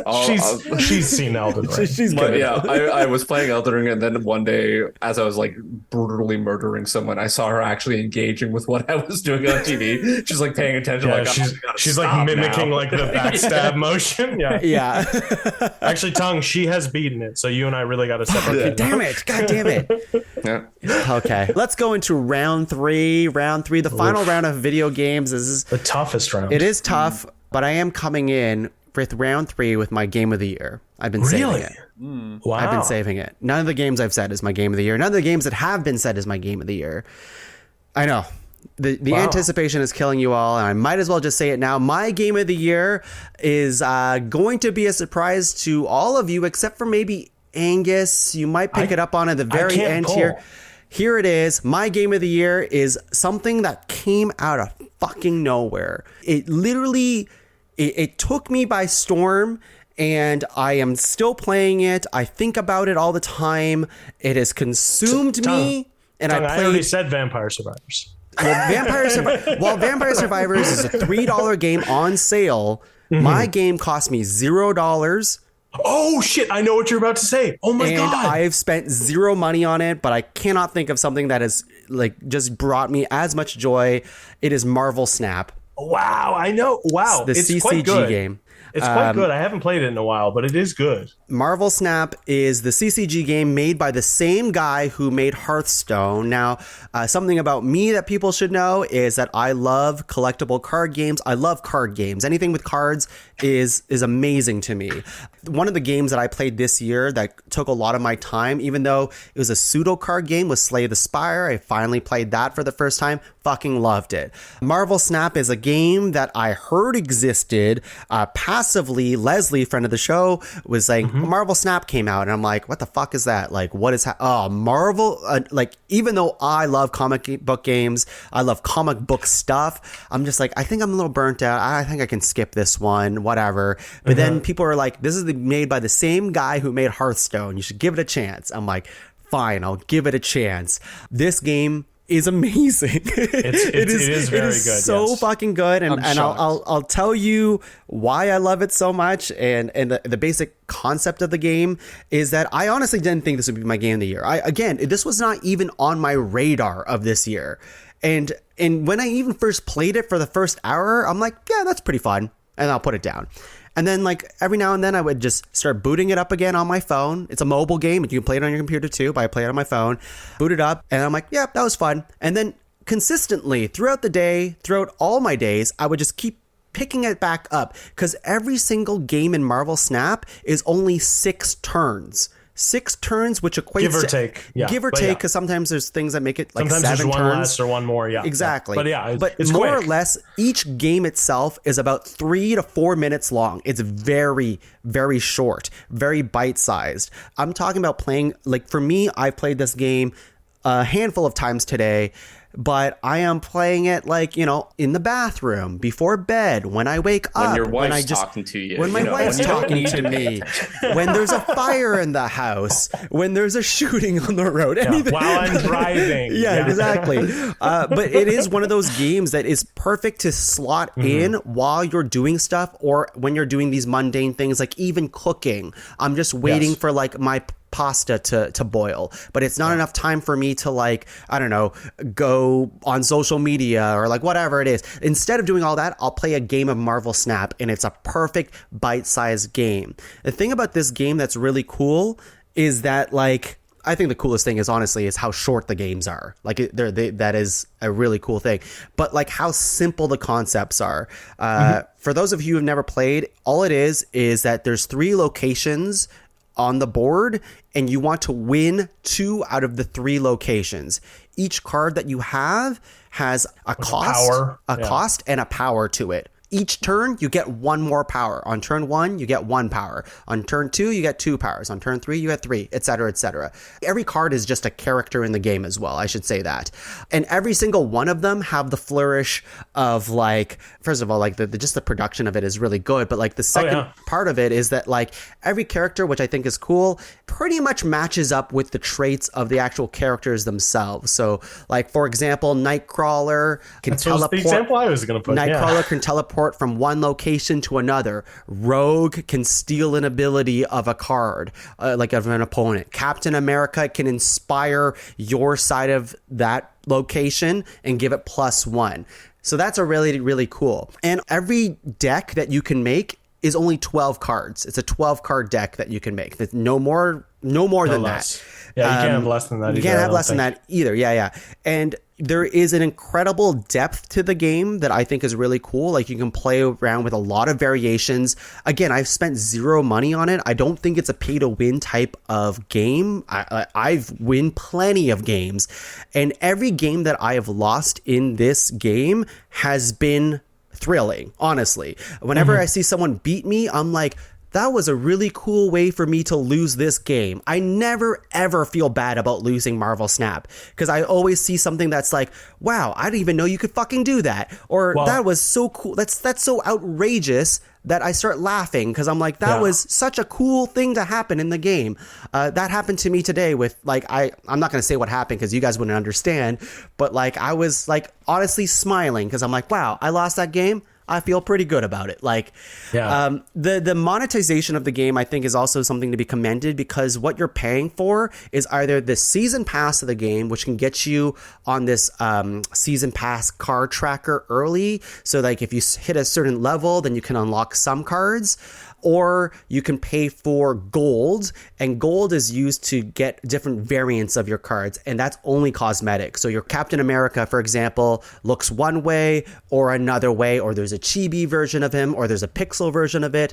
That's it. The only negative I have about the game is in the later half in the game, it gets more difficult to unlock cards at the speed that you were in the first bit of the game. But that said, you're so front loaded with all these cards to begin with that, again, there's many variations that you can go through. And even though people have paid for the season pass, they're not any better than me. I still win games. So yeah, they might get one card slightly, because actually, can I be honest? I bought the season pass. Yeah, for the first one they had, and I was like, oh, okay, so I got like Miles Morales like slightly quicker than everyone else did, and I got like some cool Carnage skins. So I'm like, all right, cool. But I am shocked. This is your game of the year. I am shocked, but it is very good. I was hemming and hawing. I'm like, am I really going to nominate a mobile game? I will nominate a mobile game. It's fucking awesome. It's maybe the best mobile game I've played in a long time. The best mobile game I've played maybe since Pokemon Go or like Pirate Outlaws. I'll even like just distill it to like best CCG game that I've played in a long time. Like I'm a big fan of like a thing of, okay, so this is actually a huge thing that I should talk about, is that every game of Marvel Snap is different. And the reason why is that every location, every single game changes, and every location does a thing. For example, and I'm getting my head of myself, but like location 1 is revealed on turn 1, and you don't see what the other locations are. But location 1 could be like +1 power to all the cards at location 1. Location 2 can be like, this location will self-destruct or something like that on turn 2. Or you can only put one card. Or you can only put one card here, or whatever. All those locations, and there's many of them, change every single game, which means your deck and its viability is totally dependent on what locations are going to be played in that game. And that's fine. So like in games like Hearthstone and Magic the Gathering, things like that, if you have a better deck, that means you automatically win the game. In Marvel Snap, it's a lot about mind games. So you can like actually place down cards without even seeing what the location has been flipped yet. Or you can like front load one location and then start like building out the other location. Like there's so many different ways that you can go about it, but the chaos and the random stuff that can happen in this game creates a world where it's like not unfair. Like if Angus paid for the season pass and I didn't, like just because Angus did, or even if he has better cards than I do, doesn't mean he'll win the game, because it all matters of how I played that certain game as it comes up. Anyways, might make it sound a little bit luck based, and there's like an element of luck with the locations. Certainly. But you can still make like a really cool deck. Like I've seen some crazy combos. Crazy shit. Like I said, like it's a very simple to learn game, but like I have 12 decks in the game, and I'm gonna keep building more, and they all like synergize in a really fun way. And whenever I pull it off, it's awesome. Yes, there's a little bit more luck than other games, but it's not purely luck based. Yeah, it's a great game. Ethan, Matthew, thoughts? Have you played this game? Do you know about it? I've definitely heard about it. I had honestly zero interest in playing this game when someone's like, "Oh, it's a Marvel card game," and I'm just like, my brain turned off. I'm just like, okay, this is a cheap knock. This is some cheap mobile shit that I don't. It's like pay to win bullshit. Like I don't care. Everything you're saying sounds fucking sick, but it's still like, I think what's like halting me from it is it's still like the coat of Marvel paint to it, where it's like, if this was like any sort of like other kind of like, maybe it's a made up sort of like, just, I don't know, world of characters or something like that. Yeah. Or its own thing. Like I'd be way more into the idea of playing it. But you know, if you take that away, it sounds like a sick game. And also sounds kind of like a fight. On the flip side of that, you do have like the whole like, if you are a Marvel fan, which some of us are, you'll get like a card and you'll be like, oh, that is a good approximation of what that guy does in the comics or something. Totally. You know? And like I've recommended this game to people who are not Marvel fans, and they like this game. Because like I don't even think you have to be a Marvel fan to enjoy this game. It is like the cosmetics of it, whatever, that like, but like the core gameplay and what it is, if you strip all that out and you just like replace it with any other character name, like the core gameplay is just so good. I mean, it's free. People should try it out. I have played it.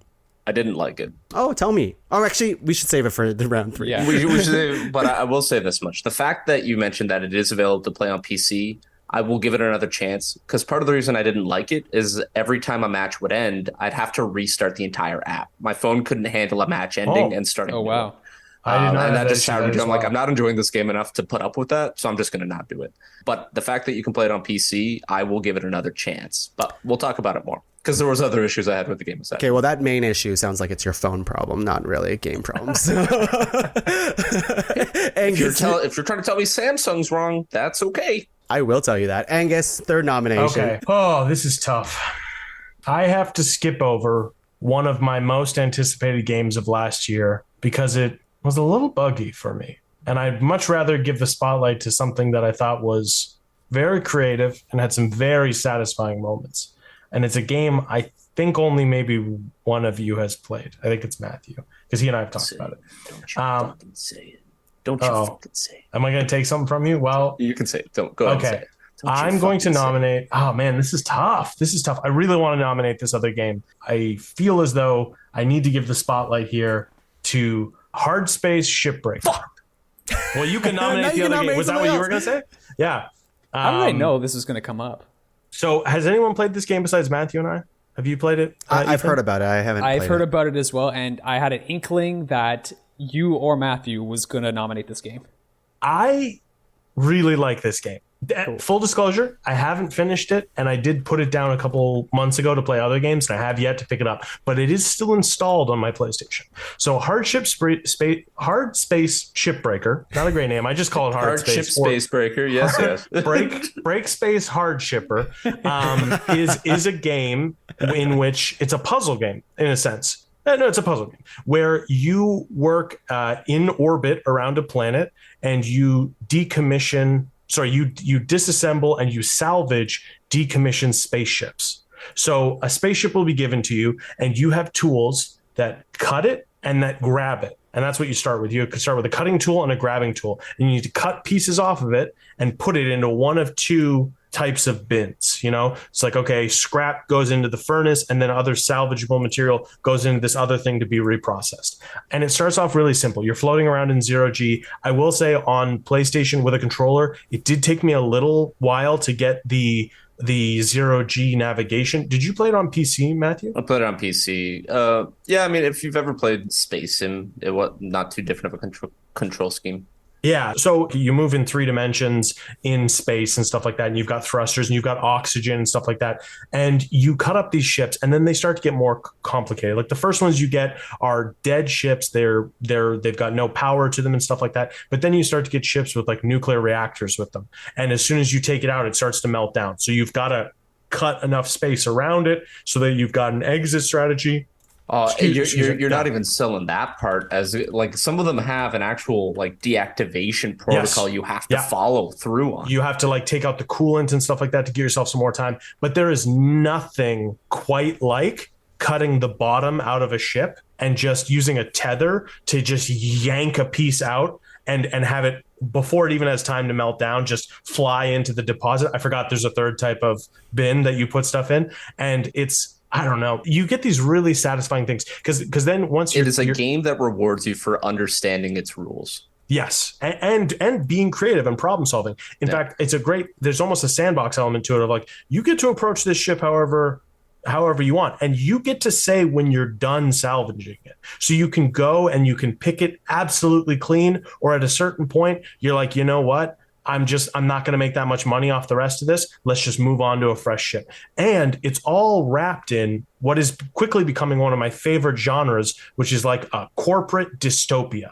So you're in space, you're in billions of dollars of debt. And so you become one of these cutters. You're a cutter is what they call you, and it's great. And you cut up these ships and you're trying to pay off this debt and stuff like that. Every time you die, they clone you. and that adds money to your debt and stuff like that. So it's a bit like, I've never played it, but like, what's the one with the raccoon that puts you in debt? Animal Crossing. Yeah. So it's like that, but in space. It's like a Tom Nook went to outer space. Exactly. Yeah. And I it's love great. how you like describe Animal Crossing. You know, the one with the raccoon dead. That puts you in debt, yeah. Which is always the thing I remember about Animal Crossing for some reason, because I think it's such a fun idea. And maybe Matthew can speak more to the flavor of this, but it is almost like it's another great podcast game, because I'll go and I'll cut up a ship, and there's just some nice, like almost like Firefly style, like space banjo twang and stuff like that. Okay. And it's just it's a whole piece. It's a whole mood piece. It's, despite being in outer space surrounded by like other ships warping in from wherever, it definitely gives you a whole like, I'm a guy on the frontier just trying to find work. And like it's the most high-tech blue collar job I've ever seen. Like, yeah, that's exactly it. You're space, like you're almost like a trucker. It's very blue collar and stuff like that. I'm trying to think what else, if I'm missing anything. It is truly like you start off with like a cutter and like a grapple gun that like lets you pull pieces, but then very quickly you start to get these tethers, and so you can tether one end of it, and then you could just shoot the other end of the tether into like the furnace, for example, and it'll just yank a piece off the ship and just pull it right into the bin that it needs to deposit in, rather than you having to grab it, drag it, drift over there, put it in, stuff like that. So you start to develop, and I'm sure actually, you know what it's like, because I wanted an expansion that does this. It's almost like you're carving up like a giant whale or something like that. Like Matthew and I probably, I don't know if we have similar approaches, but you get this like big like convoy ship, and you're like, okay, I'm going to pop the outer shell off of it. That'll let me get all the fixtures inside. I can start separating into chunks. I can, and you do sometimes once the ships get big enough, you have to do it in multiple sittings and stuff like that. It's a great game, and I really should look up who developed it. Very much, if any of that interests you, it piques your interest at all, it's definitely worth your time. Yeah, excellent game. Hard Space, Shipbreaker. And even the more we talked about it just now, the more I'm like, yeah, this was the right pick. Yeah, hard space is really cool. It's even got a physics sandbox element to it. So like, once again, it sets out a base is for all of its physics rules, and then allows you to play around with it. Like some ships are pressurized. Yeah. And if you breach the hull, then all of that air's got to go somewhere. But you can use that to your advantage. Like, well, if I loosen all of these things off first, and then I orient my ship just right, and then I decompress it, it's just gonna all that stuff out and into the bin. Oh God, it's so hard to describe. Like I literally had like this giant like canister that was part of a ship, and I had it kind of oriented upside down. I cut it out, and then I just yanked the piece out that I needed, and then I have to rush through it to get to an off switch and stuff like that. It's just, there's some really thrilling moments in this game that's otherwise just about like cutting up spaceships. I don't know. It's and being depressed. And being a little bit, because you get to chat. Well, they talk to you. You're a silent protagonist, but like other cutters are kind of at your station, so they'll talk to you, and they'll talk about back home. They'll talk about going to Earth and stuff like that. And it's, I don't know, it's great. They introduce like a boss character who's introduced. He's like a middle manager, and so funny. And it's so funny, but it's so quick that you just despise this character. He's such a great antagonist, kind of. He doesn't really get in your way. He does kind of present problems for you, but it's just this guy, and it's just any of you that have worked in like an office job or like at a big corporate company, he's got all the things. He's like, we're like a family here and shit like that. It's great. I love it. I love it. It's a great game. Yeah, it seems cool. I was looking at like images of it, and I was like, oh yeah, it's on Game Pass. So if you have Game Pass, it's on there for free. So go, you should definitely play it. Ethan, third nomination. I think all the big ones that I kind of had to nominate have been nominated. So I'm looking through some of maybe the smaller games, or maybe not smaller games, but ones that I kind of alluded to at the start of the episode, where just like there was, one game that broke me and everything else just like did not meet that level. And so everything else is kind of like in this sort of like one game and same tier level for everything else I played this year. So I'm kind of trying to pull which one of those kind of rose above the others. There's no fighting game that came out this year that was like Guilty. No, there was one, but I didn't end up. Two. Yeah. Multiverses. Well, okay, three then. And the Nickelodeon one. Yeah. Oh, that's true. Yeah, King of Fighters 15, I didn't really care for. DNF Duel actually ended up being like kind of a shitty game. Multiverses played it for a little bit, and I was like, okay. But it's, next year. Next year we'll see. But, oh, yeah. We'll talk about that maybe later on, but I'm gonna say Mario Rabbids Sparks of Hope.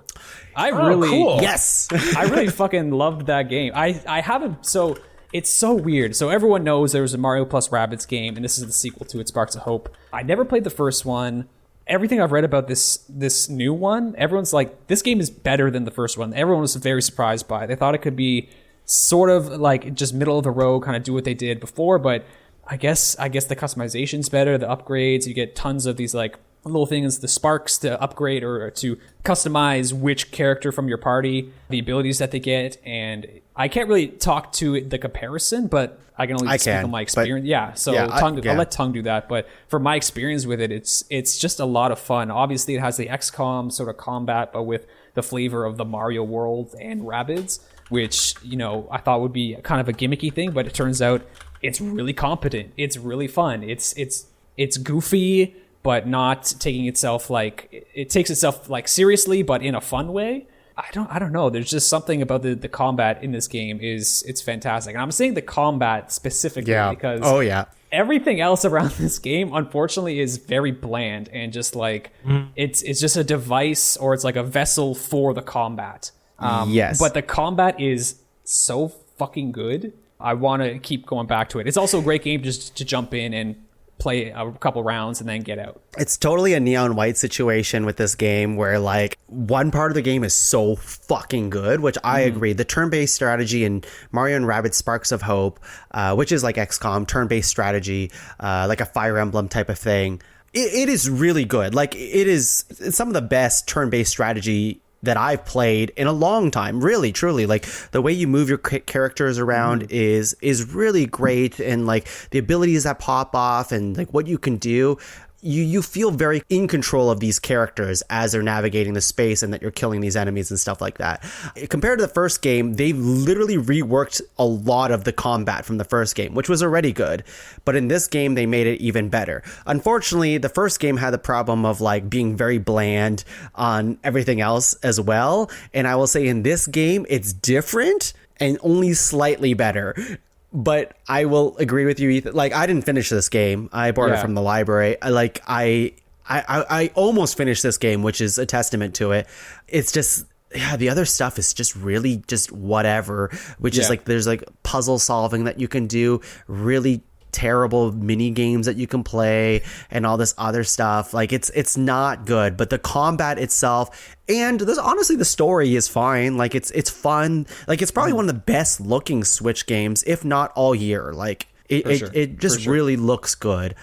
Yeah, it's a good game. It's a very good game, I would say. Yeah, I would say so too. Matthew, bring us home. So, little known game, you may not have even heard of it, Elden Ring. That is my third nomination. All right, in all seriousness. Unprecedented.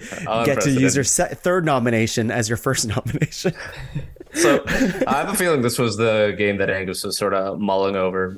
I'm going to bring it up. This is the best game that was full release that is not yet done that I've ever played. Yes. Okay. Yes. We're talking about the same game. Yeah. It's going to be so good. Yeah. Warhammer 40K Dark Tide. It is full release. It is a full release game, and it is not done. If what we're about to describe sounds great to you, and you're going to then go buy it and be like, hey, it's not done. Why did Podcavern lie to me? Well, I'm telling you now, it's not done. Yep. Wait. That said, what is done? Great. Amazing. For the 20 to 30 minutes I'm in a level and I'm just chopping down dudes or shooting them, I'm having so much fun. And then it takes me out of that and it puts me back in an awful hub world that is incomplete, and it tells me to do stuff that I can't even do yet. And then I just go back to shooting dudes and I'm having fun again. So what is it? For those of you who have heard of Vermintide or Vermintide 2, this is the Warhammer 40K take on the same type of game. You are playing in the Warhammer 40K universe. Everything is miserable because that's just what they're about. And you are a convict that is trying to work in service of the Emperor to not earn your freedom. You're just trying to earn the fact that you won't die. Because the whole gist is if you don't do a good enough job killing people, they'll just execute you. Yeah, it's like a suicide mission or be executed. And you just do over and over suicide missions. It's great. So at the moment, you can pick one of 4 classes. There's the guy who's really good at shooting, the guy who's really good at slicing, there's the big guy, and then there's the guy who... The class they haven't finished. And the class they haven't finished. The Gameplay itself is you are confronted with these hordes of enemies constantly. You have to fight your way through those hordes. And then while fighting your way through these hordes in close range, in the background, there are characters shooting at you, which sort of forces you to break out of the close range combat to seek cover, whip out your ranged weapon to start shooting back. And then taking a page from Left 4 Dead, a bunch of specials come in and they sort of break up the tedium of combat to keep you on your toes. And there's a lot of specials. I was actually pretty impressed with how diverse all the specials were. And all of that is great. But I suppose we'll talk about the negatives. You know what? I don't even know if we'll get to talking about the negatives. I don't think this game should even be considered Game of the Year. I just wanted to bring it up.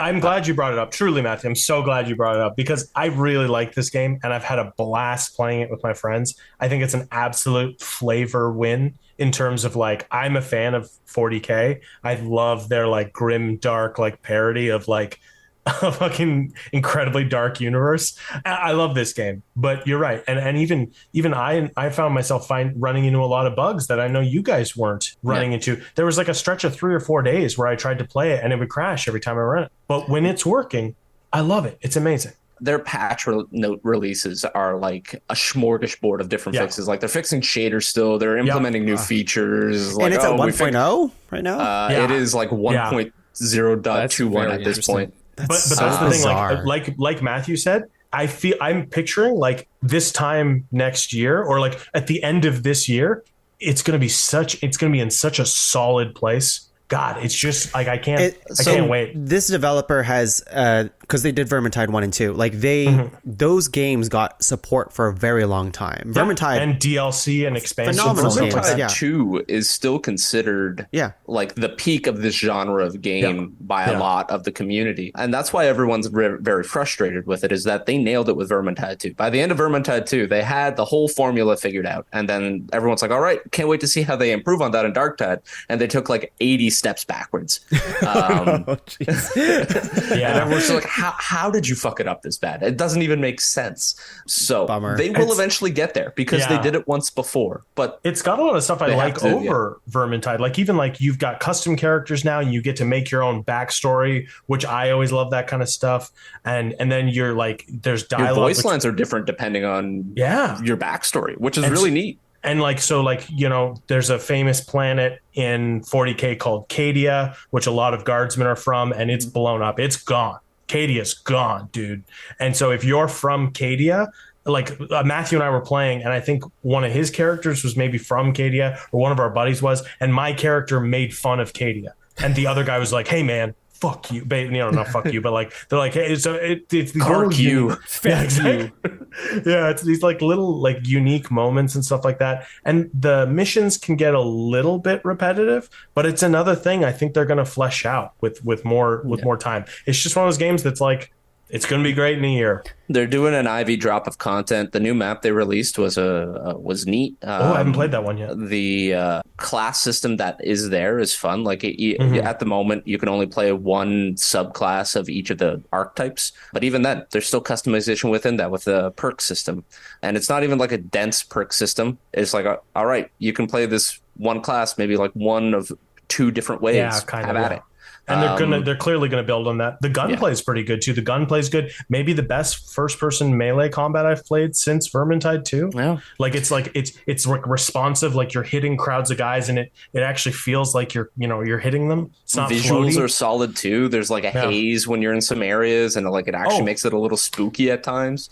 And we've said this a million times already tonight, but the music's fucking awesome. It's like techno gothic music, so it's like techno, like cyberpunky music, but then with like pipe organs and Gregorian chanting. It's awesome. It's so fucking, it's like a style slam dunk. So much flavor. Did they plan to release this? Like, did you know going into it, like, okay, they're going 1.0, but it's going to be broken and unfinished? They were upfront that not all the features were in there. What I don't think they were upfront about was the timeline to get them all in there. I was expecting by Christmas to at least have the full crafting system, and it's only like half out. Yeah, so there are like icons that are like coming soon. Why even release it at that point though? And like, because it had already been delayed once. Yeah, and you got to start making money. Well, it's just one of those things about the industry, right? It's like your game at a certain point needs to start generating revenue, and I trust that this game is going to get to even more of a solid place. But in a few years' time, when people look at this list again, they'll be like, "Oh yeah, Darktide, that should have been number one." Well, maybe not Hard Cavern Sleep on this. They're usually so good. They're the top of the industry. How did they miss this? In year 40,000. In 2024 we'll do two top fives that year. We'll do top 5 games of 2024 and then top 5 games that didn't come out in 2024 and it'll be like games that have like gotten better since they came out. Maybe that's more of a better. And Elden Ring's still in there, baby. Oh yeah, it's like there'll be a DLC. It still wins, but hey, you know. All right, well, it's been almost 2 hours for the first half of this show, so let's take a break, and when we're back, we have to rank a top 5 list, and I think we can do it. I think we can. I think we've done it before. We'll do it again. Let's take a quick break, and see you soon. Have you ever wondered what it's like to live in a city full of superheroes? To literally see people fly across the sky? Crap. What are you up to, Angus? Oh, hey, Sal. I'm trying to record an ad for the podcast. Heroes Don't Do Paperwork? Yeah, that one. Need any help? Yeah, actually. I'm just trying to tell people about the show, about how you and I work at a newspaper in Super City, and how we interview various citizens, from the people we call neighbors to the city's greatest heroes. But I'm having trouble wording it. You could just use that section you recorded and put that in. Huh. Yeah, I suppose I could. Thanks, Sal. Don't worry about it. I'm off to the office supplies store. It got hit with a shrink ray, so everything is 50% off. Want to come? You know what? I kind of do.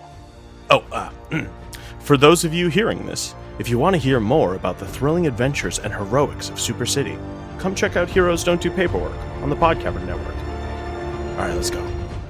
Top five. Hey everyone, we are back. We're ready to rank this list of top 5 video games of 2022.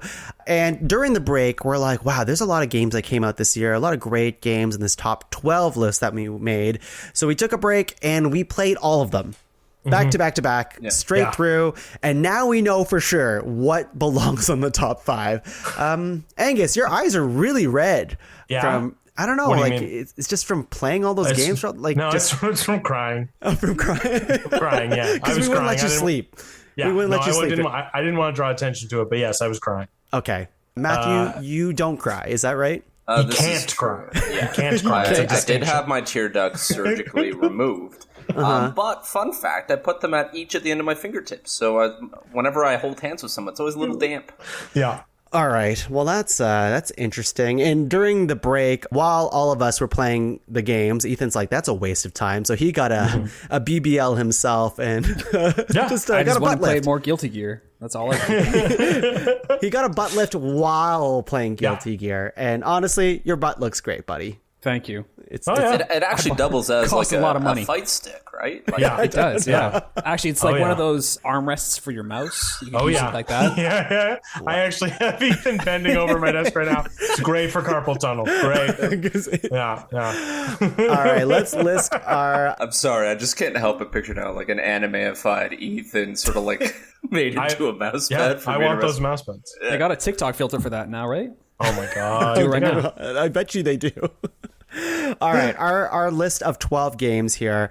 We have Neon White, Vampire Survivors, Horizon Forbidden West, Elden Ring, God of War Ragnarok, Modern Warfare 2, Tunic, Alchemy Simulator, Marvel Snap, Hardship Spacebreaker, Mario and Rabbids Sparks of Hope, and Darktide, and that's the Warhammer 40k game.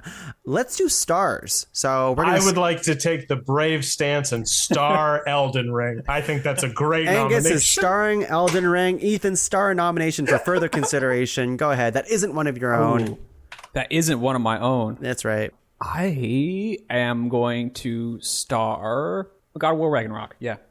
Okay, Matthew. I'm going to subvert a lot of expectations here. I'm going to star Hardship Spacebreaker. Okay, wow, that's one I didn't think that would be starred. I hope we say the name different every time. Is it not Hardship Spacebreaker? Hard space shipbreaker, because you're breaking ships. Hard. Oh, I thought it was hard shit. No, that's You bad. sure You it's should go to a doctor. Oh, okay. Yeah. Hard Space Shipbreaker. You are Breaking hard spaceship. How hard is this? Hard Breaking Bad ship spacer. Yeah. Okay. Hard Space Shipbreaker is starred. Hard space ship Shit breaker. breaker. Shit taker. Shit Lakers. Where are we? I am going to star Vampire Survivors. There it is. Okay, let's go around. And is there anything else that we want to star for further consideration on this list? It can be one of your own. I'll just open it up for the floor here. I'm liking the idea of Modern Warfare 2. Really? I was going to Yeah. start that. I love that game. Okay. I know it's super broy and stuff like that, but damn, it's fun. I was going to throw a star at Marvel Snap because That I was gonna be wanted my to star. talk more about it. That's my star. You know, before this podcast begun, I started drinking a bottle of wine. I said I would either be lenient on stuff or be stubborn about stuff. My gut reaction is that I might be stubborn about Marvel Snap. So we'll see how far we get with it. Anything else you guys want to star here? Like, Ethan, is Horizon Forbidden West your game of the year? Or is it the game that you spent the most time on? It's not even the one I spent the most time on. No, I do want to speak about it, though. Okay, we'll start it. Because part of me wants to start Tunic, but I actually don't know if it's going to make it. Part of me also wanted to start Tunic. I was this close to saying Tunic before I said Marvel Snap. So maybe we talk. Okay, I'll start Tunic. Okay, Matthew's gonna start. Okay, let's talk about the ones that aren't starred right now. Okay. We have Darktide. Darktide's cut, right? It's not even. I think so. Can we give it the opposite of a star? Yeah. What is an opposite of a star? Supernova? Supernova. Give it a supernova. That is pretty grim. Black hole. I'll tell you what. Yeah, black hole. Give it a malefactum. Yeah. The Warhammer fans will get that one. Darktide. Send it to the warp. Sentenced to exterminatus. Oh, got him. All right, what's your 40K specific, Tom? Yeah, I don't know what that means. We've all said some. The warp was a good one. Send it to the warp. Okay, Darktide, more like Fart Tide. Okay. thank you. Yep, Darktide. That's great. Love that game though. Alchemy Simulator. Matthew, will you fight for it more, or what you said, was it enough? Yeah, the problem is, I'll say this much more about it. I may have fought harder for it if it gave me the opportunity to play more of its game, but I cannot stress how much money I'm sitting on in that game, and it will not give me the opportunity to buy the piece to go to the next part of the game. Do you think it's a thing that, like, have you looked up how to unlock the next part, or it's literally they just haven't? Like, is it a thing that you're not doing to, like, unlock the next part? The NPC that sells you the part, it's not the first or last time he's visited my shop, but it was the only time he had that part in his inventory. He hasn't stopped by again with that piece in his inventory. Weird. So maybe it is just like it was showing me what I should be saving up to. It's like, I'll be back way later, and I'm just missing that cue. I don't know. Nonetheless, I'm 4 chapters into it. It takes about an hour to 2 hours to clear a chapter. Maybe faster if you're really good. I'm not. But he still hasn't shown up, and I can't get to the next part until he does. So here we are. All right. Alchemy Simulator, more like... Alchemy Simulator, simulating the grind of real life. All right. I'll take it. What about Rabbids? Are we Ethan, it's your Yeah. nomination. Oh, more yeah, to say I think- on Rabbids? No, I think everything we said is going to stand, and it's not going to stand with the crowd here. There's a lot of other games that are probably better than it. Yeah. I have been enjoying my time. I'm on the second world, and I played this game for like 9 hours. I don't know how that's possible. Oh, that It's is weird. Yeah, I don't know if I'm if I'm just really bad at the game. Are Maybe you that's doing what like it is. side quests and stuff? Is that why? I'm 'Cause doing a there's- little. Yeah, I don't think Yeah. I was doing a whole lot of side quests, but maybe I just left the switch on that I didn't realize. Yeah, that is weird. I remember because I got to the 4th world or whatever, and I put 10 hours into the game, but Yeah, I didn't so do too I'm- much side stuff. So Okay. yeah, That's maybe where I'm at. Is I'm doing it in little chunks, so it's like I'm actually feeling like I can do some of the side stuff, so I can jump in and feel refreshed enough to like, okay, maybe I'll go off and do this little side thing, even though it's really not that great. I like the combat, so I got into a couple of extra fights, so that's kind of nice. Yeah. But yeah, it's good game. It's not gonna hang on the list. honestly, it might be the best Switch game of the year. like Switch exclusive game of the year. I might pick it up on Switch. I mean, it's only on Switch, but I might pick it up if it goes on sale. I do like would that say style get it on of game. sale. Like, I don't want to underplay what Ethan said. Like, the gameplay of it, and if you like those XCOM turn-based strategy game, like, it is really great. That part of it, very unique. So yeah, Mario and Rabbids Sparks of Hope. Unfortunately, there's no hope for it to make the top 5. So we're gonna move on to Sparks of Nope. All right, I'll take it. Not bad. Yeah, Not bad. not bad. Not bad. I like Neon mine better, White, but okay. Oh yeah, no, yours was better. I just had to tag a worse one on afterwards.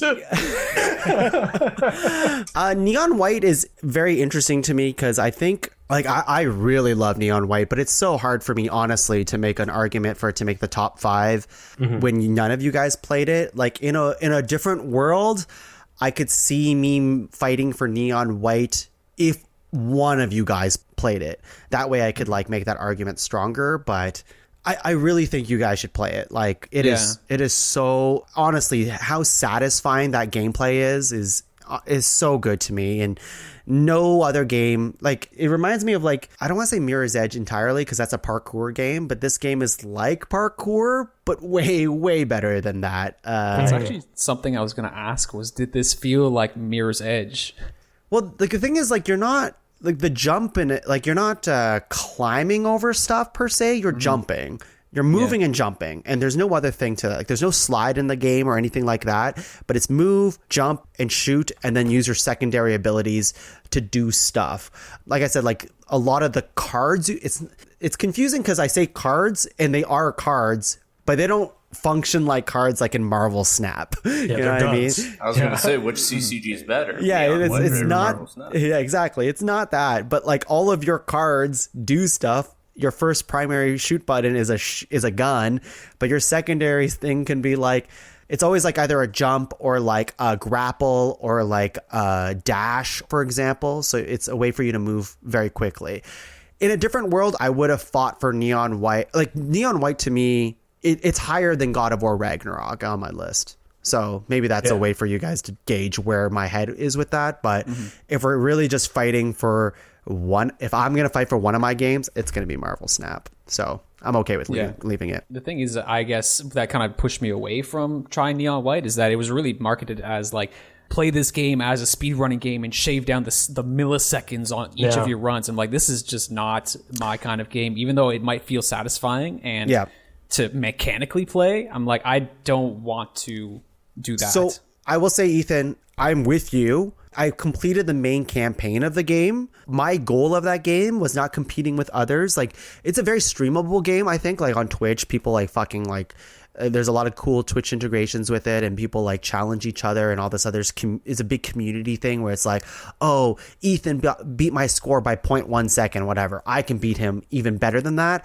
I didn't have anyone else to play this game with. I was really only competing, quote unquote, with myself. And even then, all I was trying to do was get gold on every level. And then there's 2 levels above that. And if I got gold on every level, I was satisfied. So, like, my whole gameplay hours in this game, and grant you, I just finished this game, like, last week, was 7 hours with, like, you know, skipping over everything. Am I going to go back to it? I think yes, but is my goal to go back to it to beat my older scores or to beat someone else's scores? I'm going to say no. The reason I'd go back to it is because there's other levels I don't want to play, and my goal would be to just get gold on all of those, you know, levels. Does that make sense?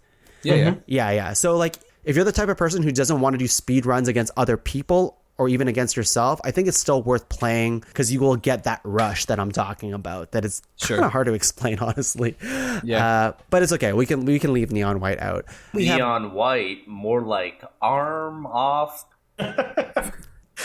Yeah, okay. Matthew, you've been doing comedy for how long now? What's fairly not long. Wow, comedy is generous. My teachers called it disruption. All right. We have God of War starred, Marvel Snap, Vampire Survivors, Modern Warfare 2, Hard Dick Ship something, Horizon Forbidden West, Tunic, and Elden Ring. That's 8. We gotta shave this down to 5. That means 3 has to be taken off. Let's do locks. We always do locks. We should do locks.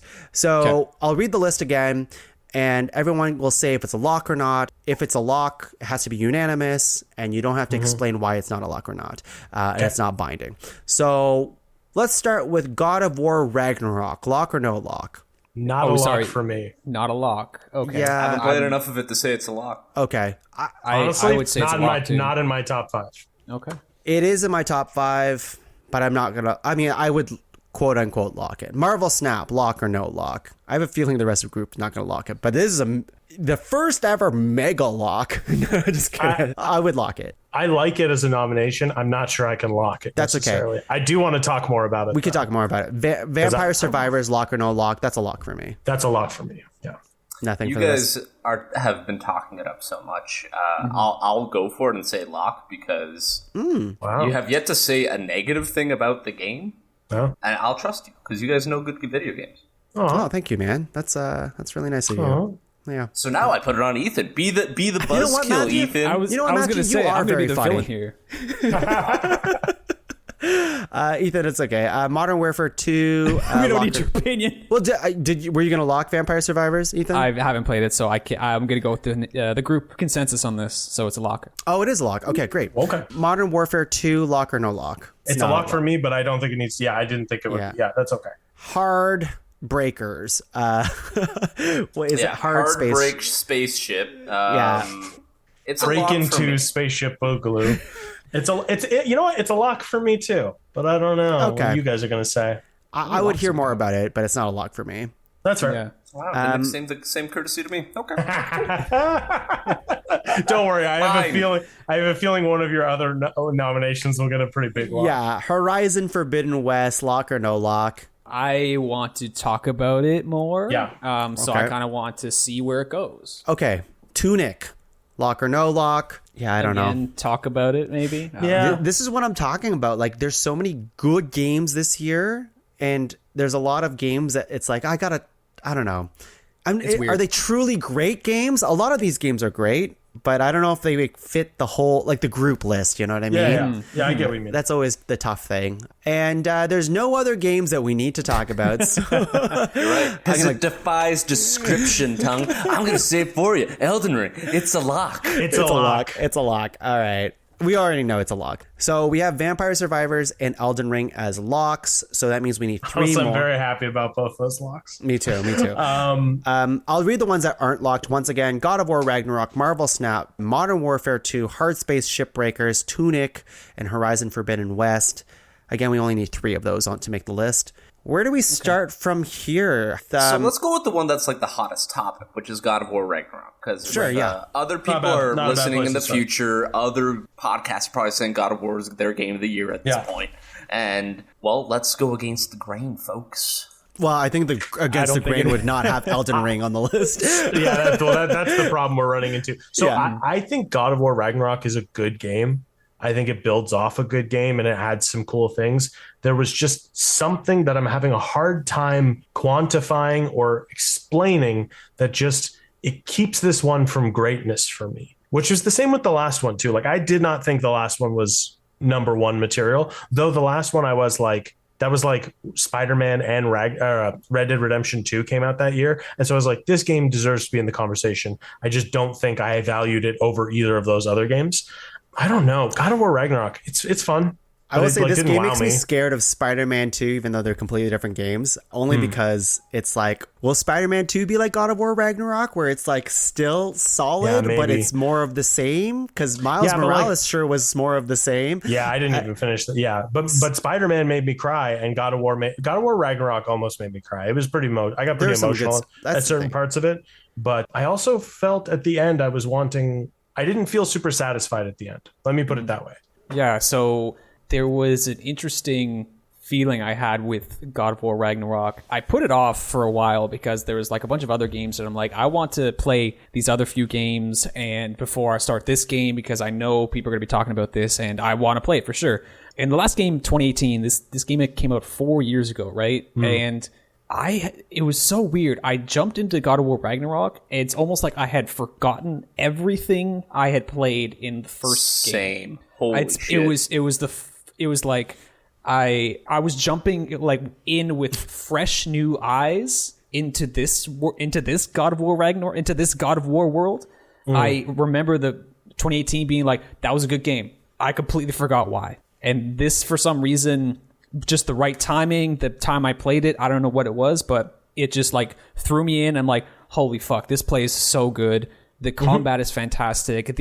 I forgot how cinematic this thing was. I thought it was just like cutscenes, but it really is like, you know, walking into a new place and your controller's taken away and then it goes into a cutscene seamlessly and things like that. Like it was just so weird how I had forgotten everything about this game, and it just made it fresh and new. But they also added a whole bunch of stuff on top of it. Like I go against what you said, Angus. I really enjoy playing as Atreus. Like I actually prefer his combat style over Kratos's. I know there's something else that Kratos gets later on that might make it different. Big time. But I get what you mean. Yeah, I liked it at first too. I just feel like they didn't really. I don't know. I should say I'm ragging on God of War. I'm Ragnaroking on it a lot, but like I do think it's a good game, and I would say honestly, it deserves to be in the top 5, just not very high for me. You know what I mean? Yeah, we can talk. This feels like a number 5 to me. That's maybe interesting. Number 4. 5 or 4 for me. That's I would it. also but fight for it to be in the top 5. Like we also don't like. I personally, this is my preference in games, is like I like games that like big narrative games, and this is to me AAA narrative game of the year. Like, you know, there's things that I don't like about it, but it's undeniable that it's incredibly well made, right? And that they put a lot of time and effort into like the motion capture and a lot of the voice acting. I mean, like maybe not like the side stuff hits or whatever, but like you could tell there's a lot of money and effort that was put in this game. And it shows. Like, it is a very completely comparable, solid game. And it's in my top 5 of the year. I still really, really enjoyed it. So, Matthew, we didn't hear too much about you for God of War Ragnarok. What are your thoughts? So, my knee-jerk reaction to this game is that it is the best game I've already played. Like, I feel like I played this. Yeah. I've played this game so many times. Yes, combat's great. They put a lot of effort in it. The story's cool, voice acting's great, visuals are awesome. But I've explored this overworld so many times, and I've done these mini quests so many times, and all their little challenges where I have to throw the axe in a certain amount of time to hit the targets. Like, I've done all this. Like, there's nothing new there. One thing I was doing at one point where I had this thought while I was playing it, and the more I played the game, I'm like, oh no, I'm 100% on the mark with this, is that God of War Ragnarok's a Metroidvania. Yeah. You run into obstacles that you can't bypass because you don't have that power-up yet, and you have to come back later once you have that power-up. And for some games, Metroidvanias are the perfect medium for it, but it's not what I'm looking for a God of War game. It just isn't. Yeah. Like, I want to be a God of War. I don't want to be confronted with an obstacle. It's like, oh, if you had this bow power-up, you can come back here and get this piece of treasure. And I'm like, but I don't. I want to fight Thor. He's over there. It's just all this, like, this artificial bloat where I know that if I want to go back to find those little extra bits that I can't get to at the moment, I'm going to have to go back to this world. I'm going to have to get on that sled pulled by dogs, and I'm going to have to go through the desert, and I'm going to have to get back to that thing and open it, and then I'm sure there's going to be something there. And the question is, do I care? Probably not. That's interesting that you say that, because I'm going to argue against this for a second, but I see where you're going with this, is that like there is sections that is blocked off like a Metroidvania where you have to get a power up to get that stuff, but there's actually not that much of that in the game, in the way that like you get all that stuff fairly. There's like 3 items. There's like 3 items total in the entire game. One of them you get that, like, pretty late. Yeah, so like you're right. To me, that's even more of a mark against it. Like if you're gonna do that type of system, lean into it. Make it a core part, like an actual Metroidvania would, instead of just sort of tacking it on to artificially lengthen the. And I can agree with that too.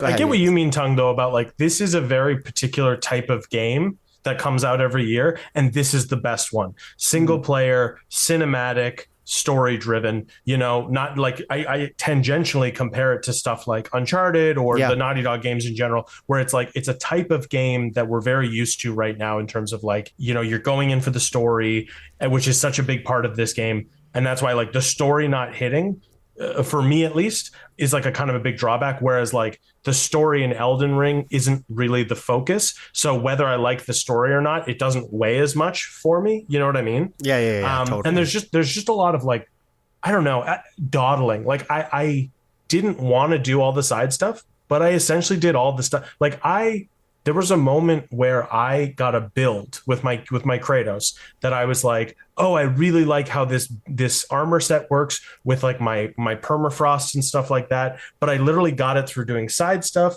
and I got it so late in the game. And I think back to the old God of War games, which I was a huge fan of, the older generation of them. And it was just like, there were no RPG elements. Like I don't recall, you got like new moves and stuff like that. And you spent red orbs to like unlock new moves, but it wasn't like you weren't increasing stats and stuff like that. So I don't know. There's just a bunch of stuff in it that didn't really feel very God of War. And I understand that's what the new games are. It dips its toes into so many pools, and it's never a fun ride. It's like the above ground pool of so many mechanics. I think that's a little reductive. I think it does better than that. I was gonna say it sounds like it. You know, people are saying this is essentially like the same game they got to play in 2018. So like, why is this one even worse? Like it should be on the same level playing ground. Like they added more gameplay wise. I think it's better. Right. I think it looks better. I think it's gameplay wise better than the last one. I don't really remember. I guess I liked the story a bit more in the previous one than this one. Yes. But this one has some higher highs. This one has some really great moments, a lot of really satisfying moments, but the overall story it doesn't really hit it out of the park, I would say. For those of the two of us that finished it.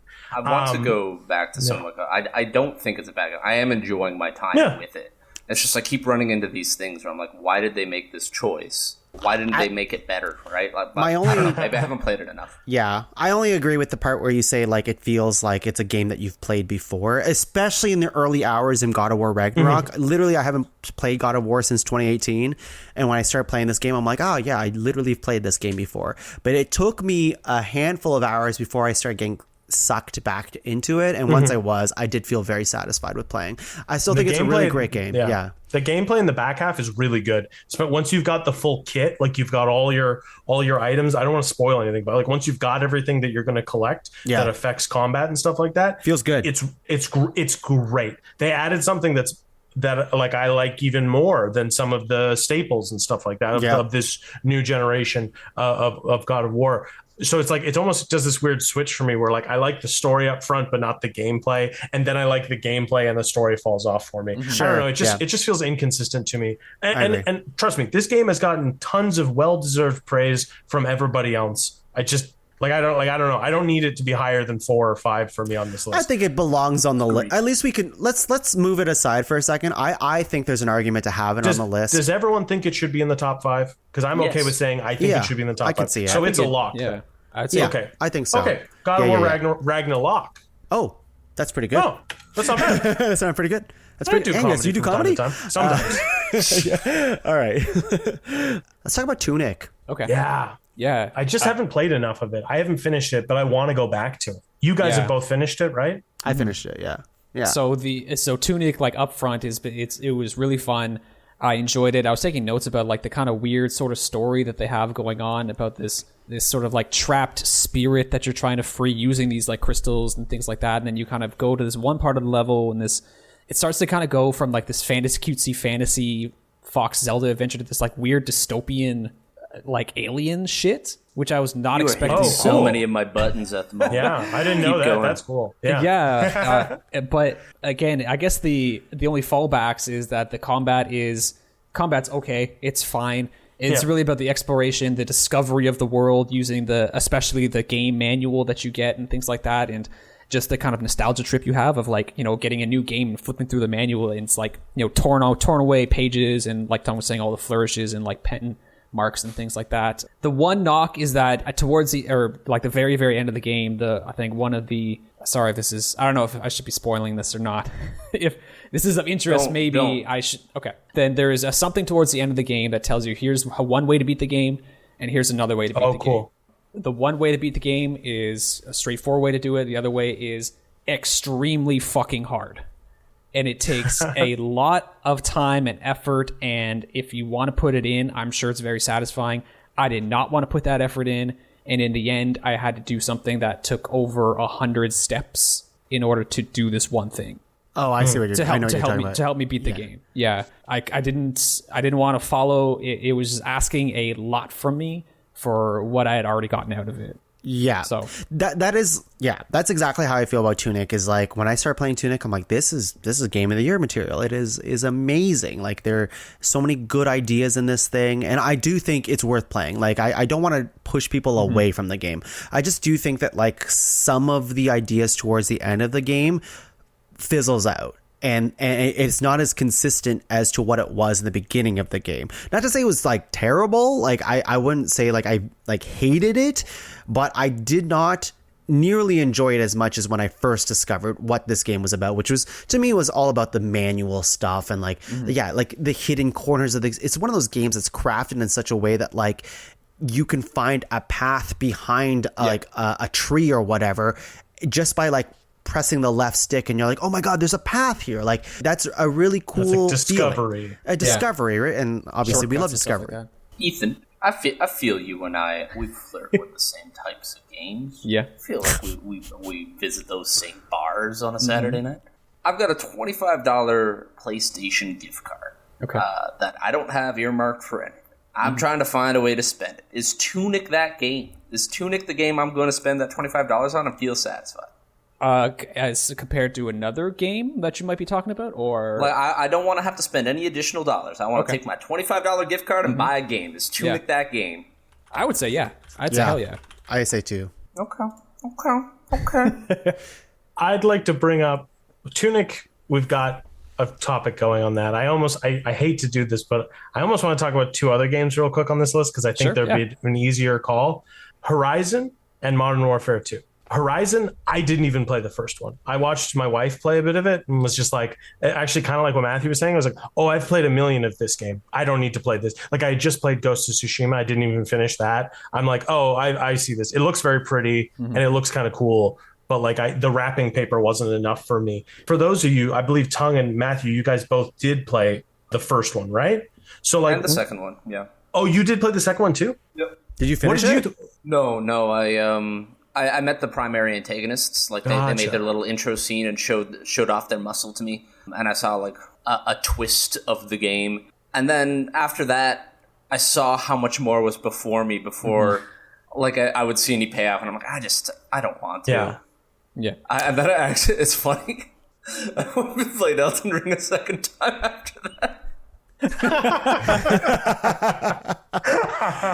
Well, to argue for you, I guess, is that like Horizon Forbidden West, and correct me if I'm wrong, Ethan, because you've played this too, is that Horizon Forbidden West like throws icons at you, right? Like there's just like a bunch, like in the first game especially, that's just like there's a zillion icons of what you can do, right? And you just run towards it. You like mark it and you run towards it, and it's the thing you can do. It sounds like in Forbidden West that's even more of the case. There's even more stuff you can do in this overworld. Where Elden Ring, I mean, I know in the new update they give you a little points of interest these days, but like there's no quest tracker or anything like that. You can just do whatever you want, right? So for better or for worse, you know? Yeah. That's totally right. It's more of the here's 1 billion icons on the map, go and find this stuff, which is so tiresome. And I really appreciate that Elden Ring and before Breath of the Wild just like trusted the player enough to be like, if we design this game well enough, they're gonna go and discover this shit themselves.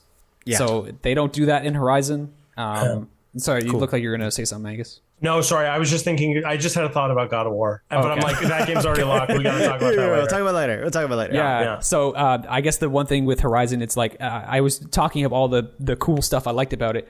2 huge parts of the game I really didn't like. You alluded to it, Tung. Combat is still kind of shitty.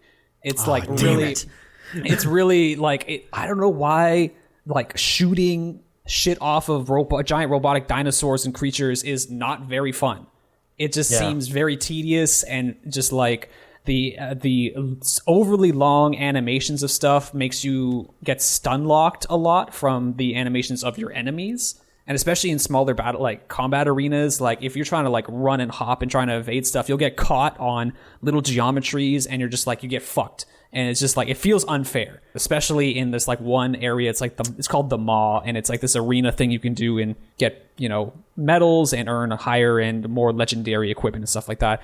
Like I played Coliseum of type of thing. Yeah, exactly. And it was just to get this one bow that I wanted, it was just like absolutely torturous to do some of those fights. It was just so unfair, and it just felt shitty. And they also limit your resources, so you don't have all your equipment that you can go in. They only give you specific stuff.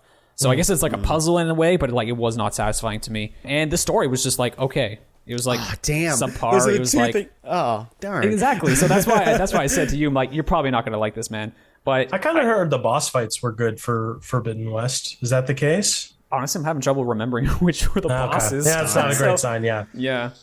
Okay, well, I think that's fair to cut for. That's a shame, and you've unsold me again. I might just boot it up again because it looks very pretty, and I think I had fun in the first few hours. But honestly, I would play this game almost for like. I was more interested in doing the side missions with just like these really small, humble tasks and helping out like the different tribes and learning about their cultures and things like that. I thought that was fantastic. I thought the way they fleshed out the tribes and their politics and stuff like that was so sick. Like, it seems like a cool world, but yeah. Okay, they're really double. The primary, or not the primary, the protagonist is considered like a hero of the realm at this point, a mythical figure. Yeah.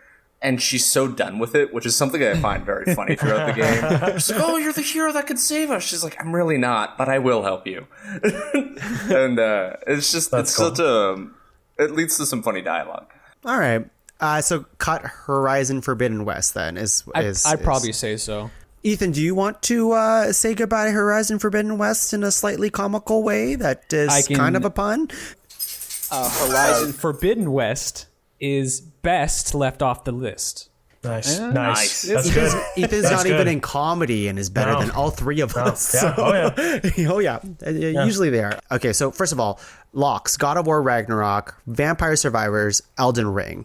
We need two more. We have Marvel Snap, Modern Warfare 2, and Tunic, which means Shipbreaker and Hardspace Ship. Don't forget about hard. Shipbreak hard. So, okay, I'm gonna jump in here. I'm going to say Modern Warfare 2, great game. None of you guys played it. It's a great innovation on an old game, but I don't know if we necessarily need it on this list. I was going to ask you, Angus, because out of the two that I see, Hardspace, and it doesn't have to be like binary, you know? No, I get but you. Modern Warfare 2 versus Hardspace Shipbreakers, like, okay, Hardspace is the one that I have to really think about. Like, I don't know. So here's the way I think about it. Modern Warfare 2 is great. Like I said, innovation on a tried and true game. I do really, really like it. It's not for everybody though, because of the competitive multiplayer, but there's good cooperative stuff. I don't know. It's got a lot of features and it really works for me. But then Hardspace is just this new thing, and it's new, and it's an awesome idea, and it's got great flavor. And I don't know, I beat the campaign of Modern Warfare, and I've played a bunch of the online, and I've done all this stuff, and I haven't even finished Shipbreaker. But like, I don't know, it's so creative, and it's such an interesting setting. I don't know. I could go either way with either of those, because I want our list to have some variety. And you know, like, we've already got two like huge AAA games there. Do we need a third? Is 3 the right one? I would say if Modern Warfare 2, like for me, Modern Warfare 2 in my list of 5, Modern Warfare 2 is number 3. So I'm attached to it. I like it. I think it's really good, but I've already got my 2 others are already locks, you know? So I don't know. Matthew played Shipbreaker. I don't know what your thoughts are. Do you really want to see that in the top 5 kind of thing? I do. I always love a good puzzle game, and I would consider Hardspace Shipbreaker a puzzle game at its very core. And it's a fun puzzle game in that it is a puzzle that doesn't have a set way in solving it. The only way you can do it wrong is if you send the parts into the wrong spaces. The puzzle is how to be the most efficient at it. To that end, it's almost like Neon White, where you're almost just trying to beat yourself, right? Like, you will sometimes get the same ship, and so you'll see the ship's like, oh, I've done this before, and I made mistakes last time, and I'm not going to make them this time.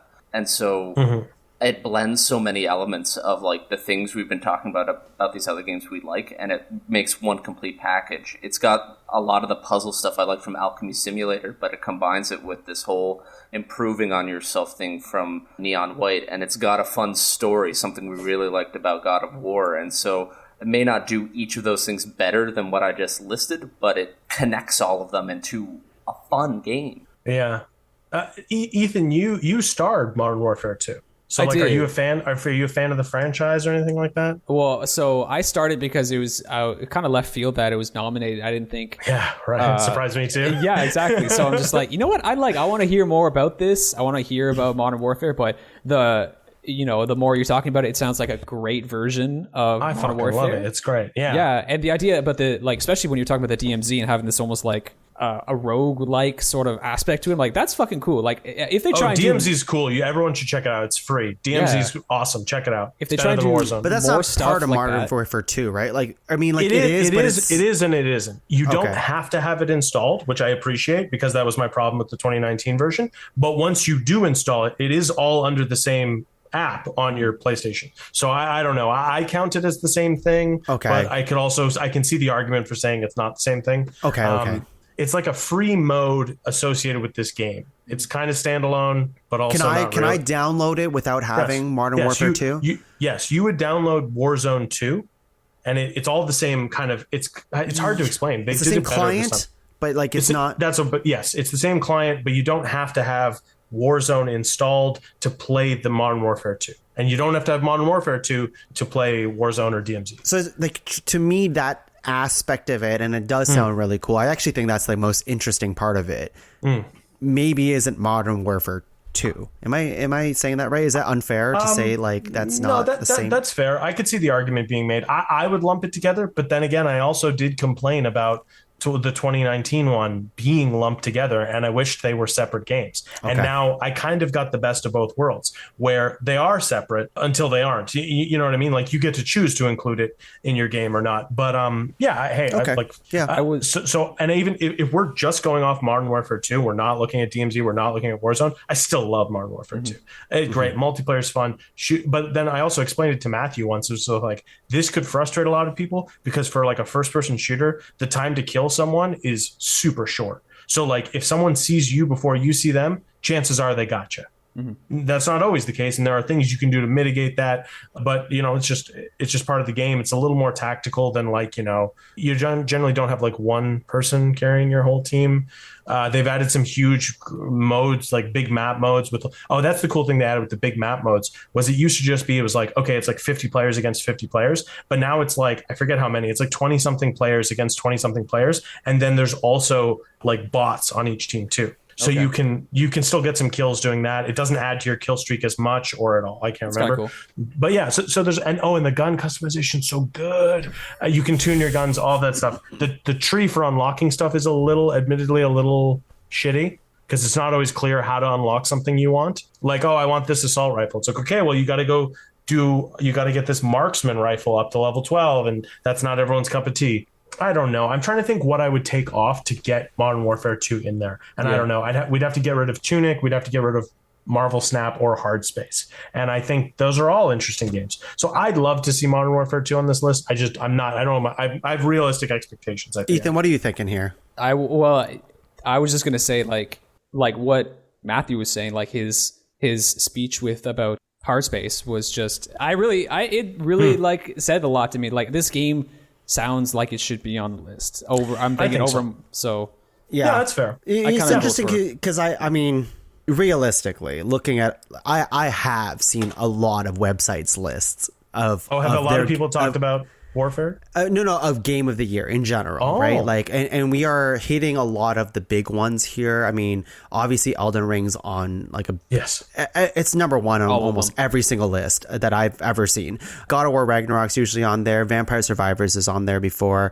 Hard Space Shipbreaker, however, is not, which is like one of those like, oh, interesting. Like that's a different one that we as a site can like add to the table. Marvel Snap, same thing. Marvel Snap is recognized as a thing. Some people have it on like their top 10 or whatever, but it's not usually there. Modern Warfare 2 also very widely recognized as actually Modern Warfare 2 is the best selling like Call of Duty game in like I think ever, honestly. Oh, is it really? That's great. Because it truly is like technically, as far as I'm concerned, it's the best one I've ever played. So, okay, so just let's throw this out here then. So we've got our locks of Vampire Survivors, Elden Ring, and God of War Ragnarok. How do we feel if we see Marvel Snap and Hard Space in that top 5? How do we feel about that? I could take it. I mean, if Ethan or anyone else wants to fight Tunic some more, that would be the one. I'm totally fine with that. So Modern Warfare 2, more like Modern Warfare 2 bad. We already used Poo before, so we can't use Poo again. All right, Goo? Modern Warfare. No. Goo. I was going to say Goo, but I was like, what does that even mean? So Modern Warfare 2 slimed, will sadly not be making the list. Modern Warfare Loo. Yeah, go to the Modern Warfare Loo, which is English for toilet. Okay. Modern Warfare straight to the garbage bin. All right, okay. That's okay. So that's that really leaves sad us- after Angus said how good Modern Warfare 2 is. But it's I don't know. It's one of those things. It's also like the 20th game in a franchise. So like I get it. It's like, do we really need to shout out this particular Madden game for being that good? You know what I mean? You're right. I'm going to play devil's advocate for just a second, even though I've not played this. Just for a second, even though I think we should drop it, is that like the last 2 Call of Duty games, as far as I know in the industry, were bad. Terrible. People did not like them, at all. Call of Duty was at an all-time low in terms of quality, and people did not enjoy that game. And the fact that this game, Modern Warfare 2 specifically, is the best-selling Call of Duty game ever, that's fucked up. And honestly, that's its own prize. They made a ton of money, and they can get that. They just don't get to be in this top 5. Okay, that's fine. Which isn't going to financially ruin them, I don't think. Suck it, Treyarch. Yeah, actually, I think it was Infinity Ward this time. It's Suck it, Infinity Ward. Yeah, they make the good ones. Yeah, anyway. Okay, so Tunic, Marvel Snap, Hard Space. Yeah. Do we have Hard Space as a lock? Is that? Let's talk. I don't think so. I think it's in the conversation. Like I'm down to have it in the conversation. We could talk Marvel Snap. We haven't talked Marvel Snap yet. I mean, I don't know. Angus, you said you have some stuff to say about it, right? Yeah. I and like Matthew, it. I'm very curious about what you have to say about it too. So, Oh yeah, Matthew didn't like it. I like it. I think it's one of those games too. I think the way they've developed the cards and the spaces in each match, I think there's a lot of room to introduce a lot of cool concepts. And I have no particular reason as to why I just kind of put it down. I've been playing other mobile games lately when I do play them, but yeah, I liked it. I was surprised with how much I liked it. I was winning a lot early in the game, and to the point where I thought the people I was playing against just didn't understand how the game worked. Like truly, I'm sure there are people out, because it's Marvel, that like, you know, kids and stuff like that are picked it up thinking it's like, oh, this is you know, it's Marvel, yay! I swear I won my first 20 matches. I won them handedly. Like I wasn't even close to losing. Yeah. So that gives you a good ego boost when you're playing it. But then I started running into decks and stuff like that. I don't know. It's a cool thing in this game is that when there's 3 pools, and there might be more later, is that when you're in pool 1, which is this might not make sense to anyone who's never played the game, but when you first start the game, you're in pool 1, okay? And you're only matched with people in pool 1, which means Angus, who might be further down the line, might have all these better, bigger cards or whatever. I cannot play him. There's no way I can play him. So that means I can only play with people in my pool. And then eventually you hit pool 3, which unlocks it for, you know, everyone else in that tier. So that's a really great way to introduce the game, so that you're not like seeing all these ridiculous. I don't want to say ridiculous, because there's no cards that is like broken in the game, I would say. No. But that's a way for you to like ease into the game and not be like, oh man, I wish I can get to that card. I'm not going to get to that card till way later. You'll never reach that. Once you hit the level or pool 3, which is where you get everything else, you have a good understanding of the game. You're bought into the game, and now you can start facing everybody else. Matthew, I'm very curious about your feelings on Marvel Snap. So I love Magic cards, Magic the Gathering. That is my poison. I play Magic Arena on my phone all the time. I'll sneak off to the toilet at work and just like play Magic Arena for hours. Hours? Jesus. Yeah. It's not great for your body. No, I make a funny. The thing I love about Magic cards and about more established trading card games is the competition you face and the increase of your inherent knowledge about the metagame in Magic cards. I could talk to you for hours about Magic cards. I love the game through and through, but I'm not going to do that because that's not what we're focusing on. When I was playing Marvel Snap, admittedly, I don't think I broke out of pool 1. If there was a pool 0, I probably didn't even get out of pool 0. But while I was playing it and I started dipping my toes into like trying to add cards to my deck and swap some stuff out, I very quickly saw what I was doing, and I'm like, I'm just not gelling with this. I don't see a mechanical complexity here that will extend beyond 1, maybe 2 expansions. I don't know where this game goes from where it currently is.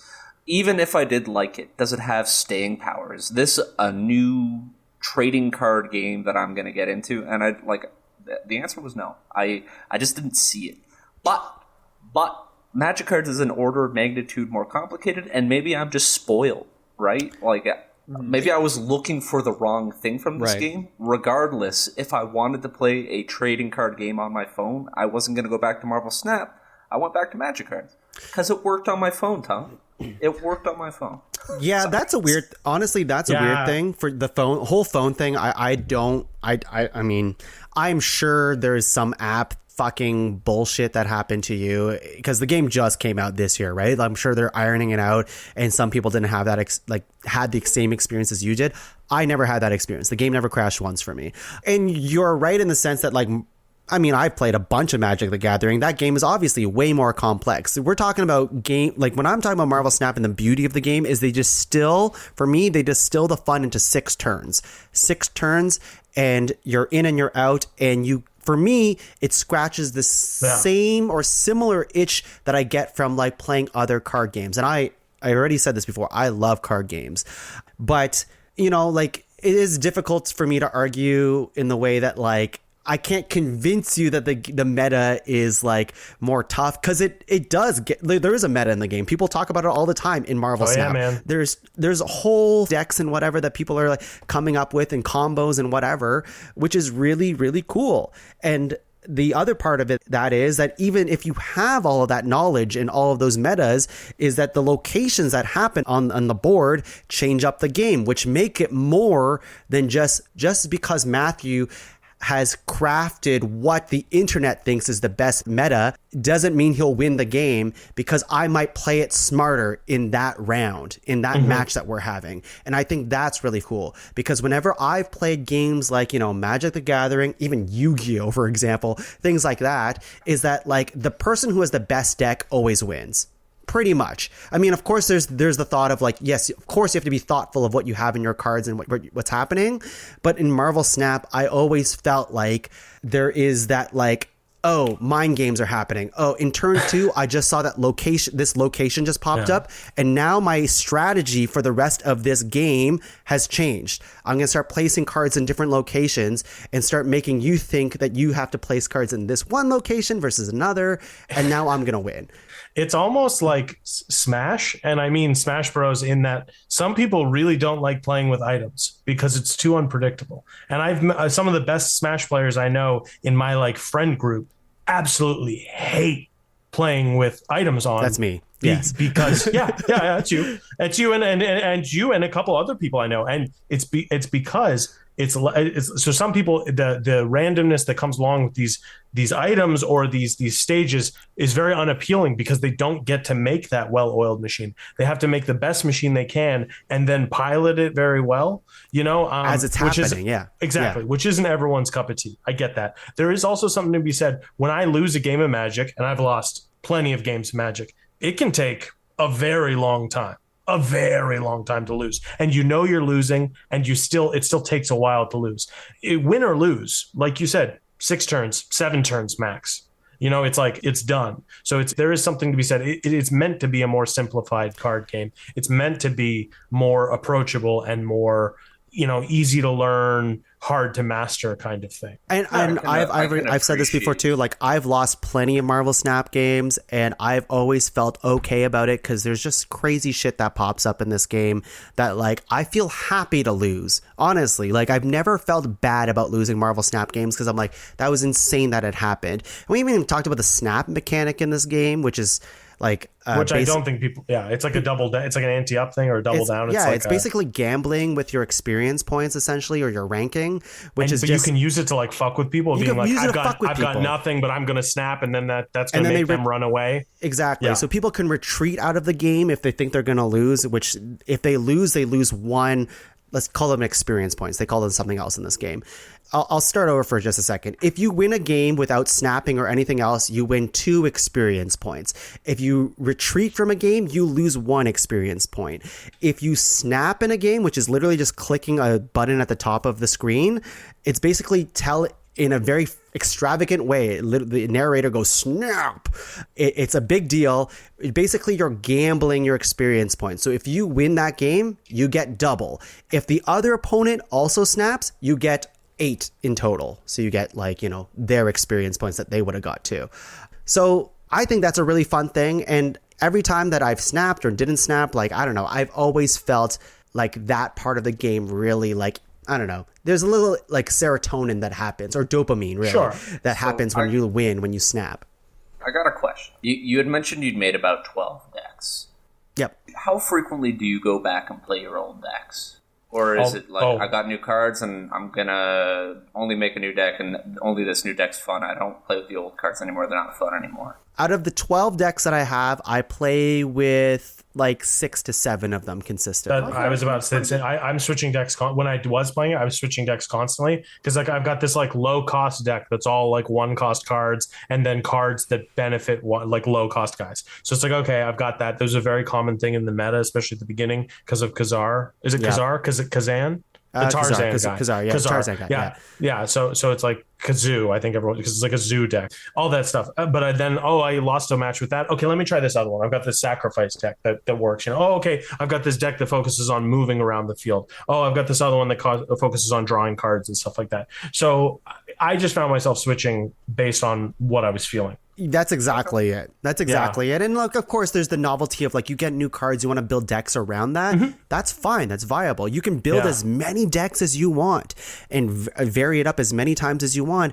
And for me, there's 4, there's 7 decks, but really right now there's 4 decks. To start, it's today as of this recording, there's 4 decks that I'm just playing around with because I just really enjoy these new cards that I got, and I want to see how I can refine these specific decks before I move on to the next thing. Anyways, I don't want to belabor the point too much, but I do think in terms of CCG and what this game brings to the table, I loved Hearthstone if we're just talking about digital card games and stuff like that.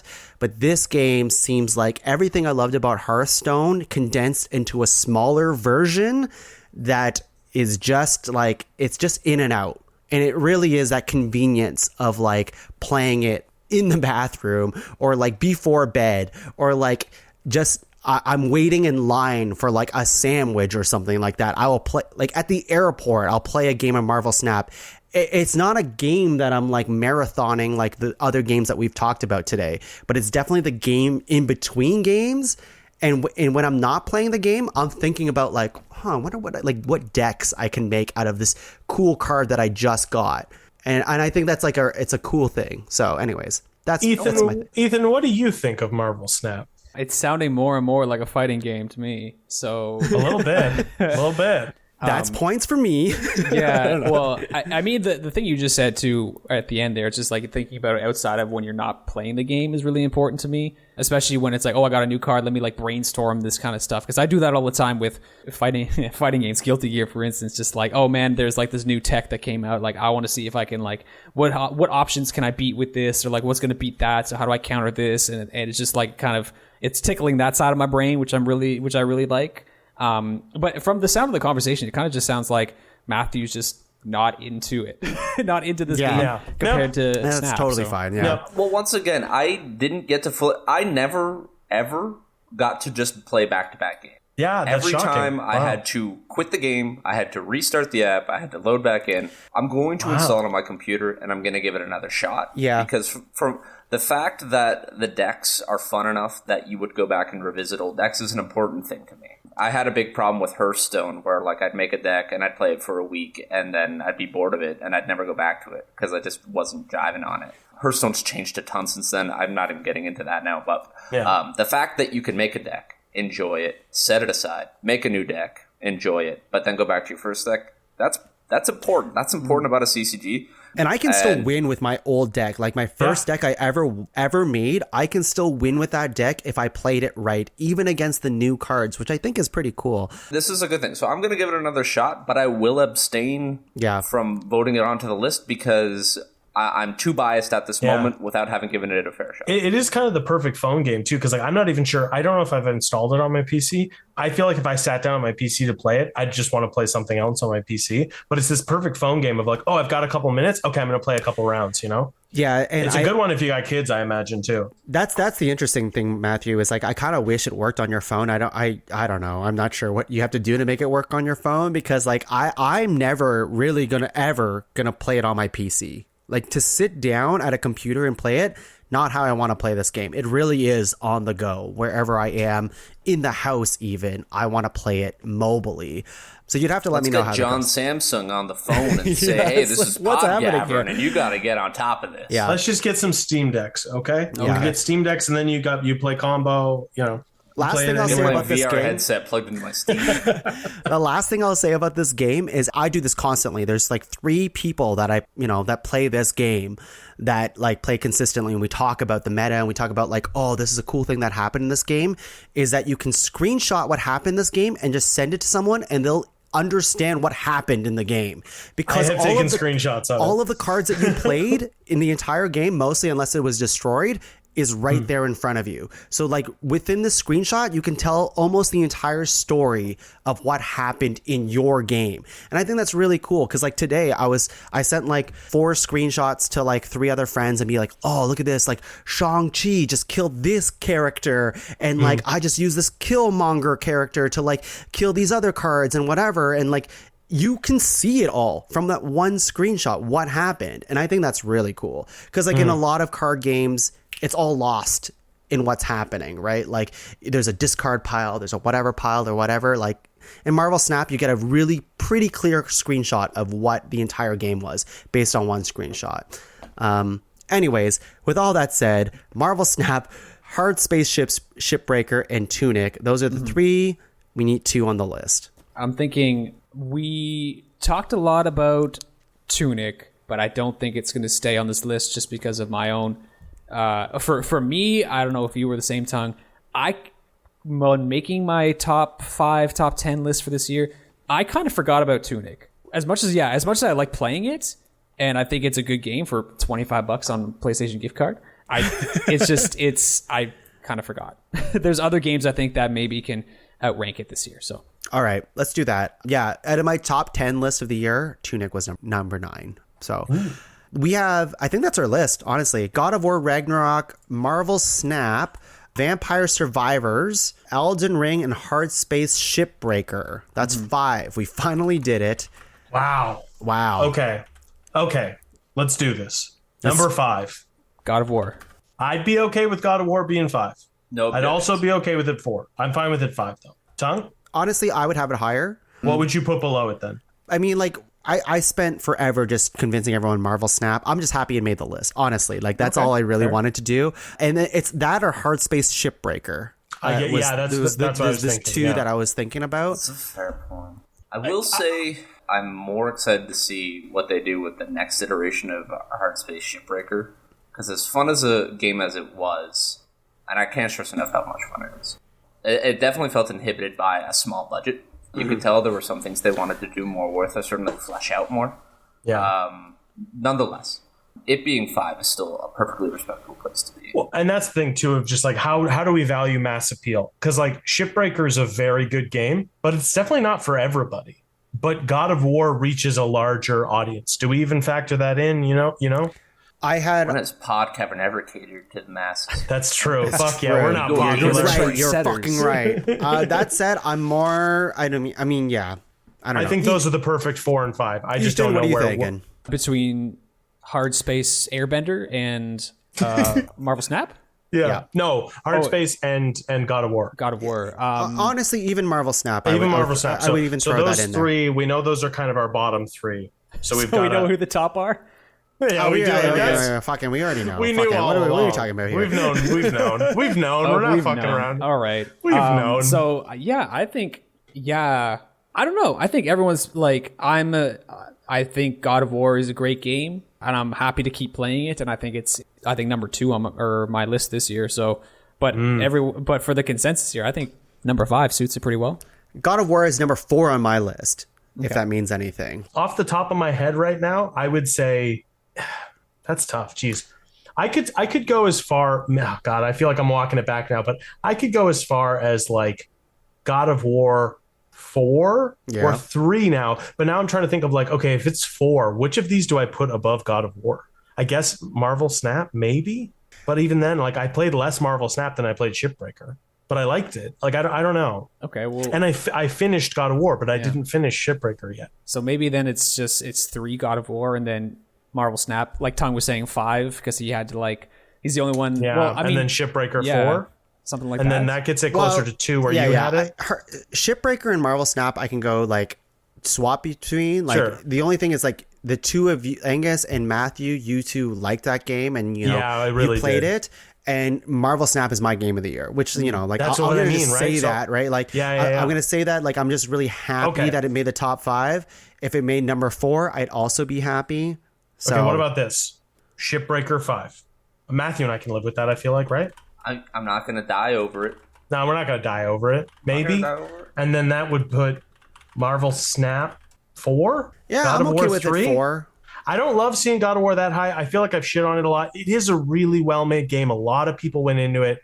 By the time the credits rolled, I was like, I still haven't done any of this stuff after the credits because there is some stuff after the credits, apparently. I haven't done that yet. I YouTubed it. Yeah? Worth my time, you think? I mean, like, for story-wise, yeah. Like, just really? To YouTube it? Like, sure. Yeah, if you liked it. Okay. Yeah. I don't know. I don't know, guys. This is fucking complicated.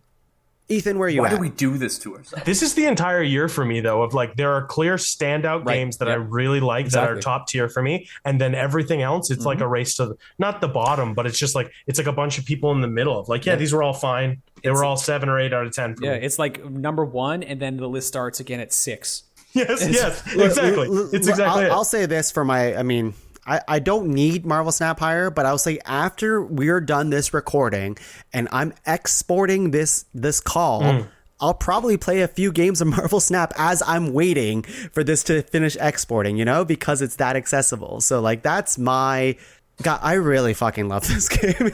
Like next year when we like revisit this, I might stop playing because I always fall off CCG games because they introduce a mechanic that's way too like even Magic the Gathering at like some point like there's just so much that happened that I couldn't. I didn't know you played Magic. We should play sometime. I love Magic. Magic's great. Do you have real decks? I used to. I don't know what happened to them. Yeah. Anyway, well, we play Commander, so it's all right. Okay. So what are we thinking here? Ethan, you've got a thought. Let's see. Let's just do it. Let's go Marvel Snap 3, God of War 4, Hardship 5. I think I'm okay with that. Matthew, with that. What are you thinking? No objections. Yeah. Vampire Survivors, Elden Ring. I mean, what's number 1 though? Obviously, Vampire Survivor. Oh no. I okay. We've been dancing around it. Is Elden Ring the best game this year? Hands down for me. Hands down. Truly, hands down for me. We haven't talked a lot about Elden Ring. I know we should talk about it. We should talk about it. Yeah. Oh, okay. Yes. Okay. So okay. One thing I wanted to say about, because it kind of ties into that thought I had about God of War. God of War feels like I feel like if God of War was more linear and less quote unquote open world, I feel like it would be a better game. And then the total, right? Like if it was just because like the old ones were linear and they were fine, but it was curated, it was tuned, it was not perfect, but it was great. And then Elden Ring is the most open world game I've ever played, and by that I mean, like they give you a suggestion where to go, but like it fixes all my problems, or at least the problems I had as a bad player with every other From Software game. I'd get to a part, I'd beat my head against the wall, and then I'd lose motivation and stuff like that, and I'd fall off. But with Elden Ring, you go to an area, you're like, oh, this boss is troubling me. Okay, I'm going to go off in any other direction, and I will find things. I don't have to keep grinding the same area to level. I can explore, discover new things, and still level at the same time. It's just it's on a tier all its own. I understand why everyone's giving it Game of the Year. Yeah. It's frustrating in the way that water. Like it is frustrating. That's exactly it, Angus. It's just everybody's given Elden Ring Game of the Year, and I knew it was going to be our Game of the Year. Well, what if we give Vampire Survivors Game? But I don't. But like, if I really think about it, Elden Ring, there's no game, including, I said Marvel Snap is my Game of the Year, but Elden Ring, like, there's no game that really wowed me in the same way Elden Ring did. The only reason why Marvel Snap is better in number one is that it's just more accessible for me, where Elden Ring, I did eventually fall off because for me, like, the thing that made me fall off Elden Ring is more like a me thing, is that like you just finished a really hard boss. You just spent hours, maybe like just hours, just like, yeah, I fucking did it. Fuck that boss. Buddy. I did it. Keep talking. Like, kill it. Whatever you want to do. And there's options where you can make it easier, quote unquote, where you can summon people, you can summon other people into your world, whatever, make it slightly easier. That's great. But the thing that made me fall off is that after I finished that boss, is that there's just another one 2 steps away, and you have to do it all over again. And like, at some point, I'm just like, man, how much punishment do I want in my year? This game came out in February, which, like in the winter months, that's fine. Winter sucks anyways. I want to have a game. Ring is the closest to me ever becoming a sub. Like, oh my god. I just fucking ruined me. Yeah. I wrote down notes for all the games tonight. Elden Ring's the only run I wrote a full page of notes on. Please, I shouldn't be talking. You talk about Elden Ring. It's your game. we've hit on a lot of the pros. To be impartial, I will list some of the cons. There are great. As great as the open world is, some of the elements that they put into it to flesh out the open world felt tacked on. Crafting, you don't have to engage with it. There's no real need to engage with it. True. Sneaking. I don't think I snuck past like the first enemy encampment. I'm like, that was fun, and then I never did it again. Yeah. There's those mini dungeons I had described earlier. I loved their execution, but the bosses, the big payoff at the end of them, they end up reusing a lot of the bosses. This has been a big criticism of the game. But my criticism isn't that they're reusing the assets. I don't really have an issue with that, but it is the wrong type of challenging. When they reused the bosses, it wasn't just a simple reuse of the model. It was like just a copy paste of the boss, and they just added in a second one. Yeah. Now there's 2 cat statues you have to fight. I fucking hate that. And that to me is the wrong type of challenging. Those dungeons, though, with those like spikes that kill you in one hit. Oh my god, that really pissed me off. Yeah. Like do you know what, Ethan? You know what I'm talking about? Like there's it's like the chariots or something like that. The chariots, hero tunes, right? Yes. Those drove me crazy. I really that hated was a that little part weird. of the game. But then again, how sweet is it? The torrent has a double jump. It's sick. Yeah. Yeah, it's pretty That's cool. fucking cool as hell. The last major con I wrote down was that it was the first FromSoft game. I had zero desire to do a New Game Plus. I replayed it, but I had to replay it from zero. Yeah. I had no fun being all powered up with my big 2-handed death sword and smacking the bosses. Nope, not fun.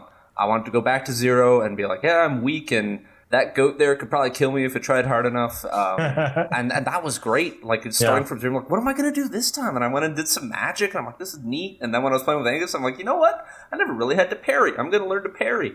And that did. And it was awesome.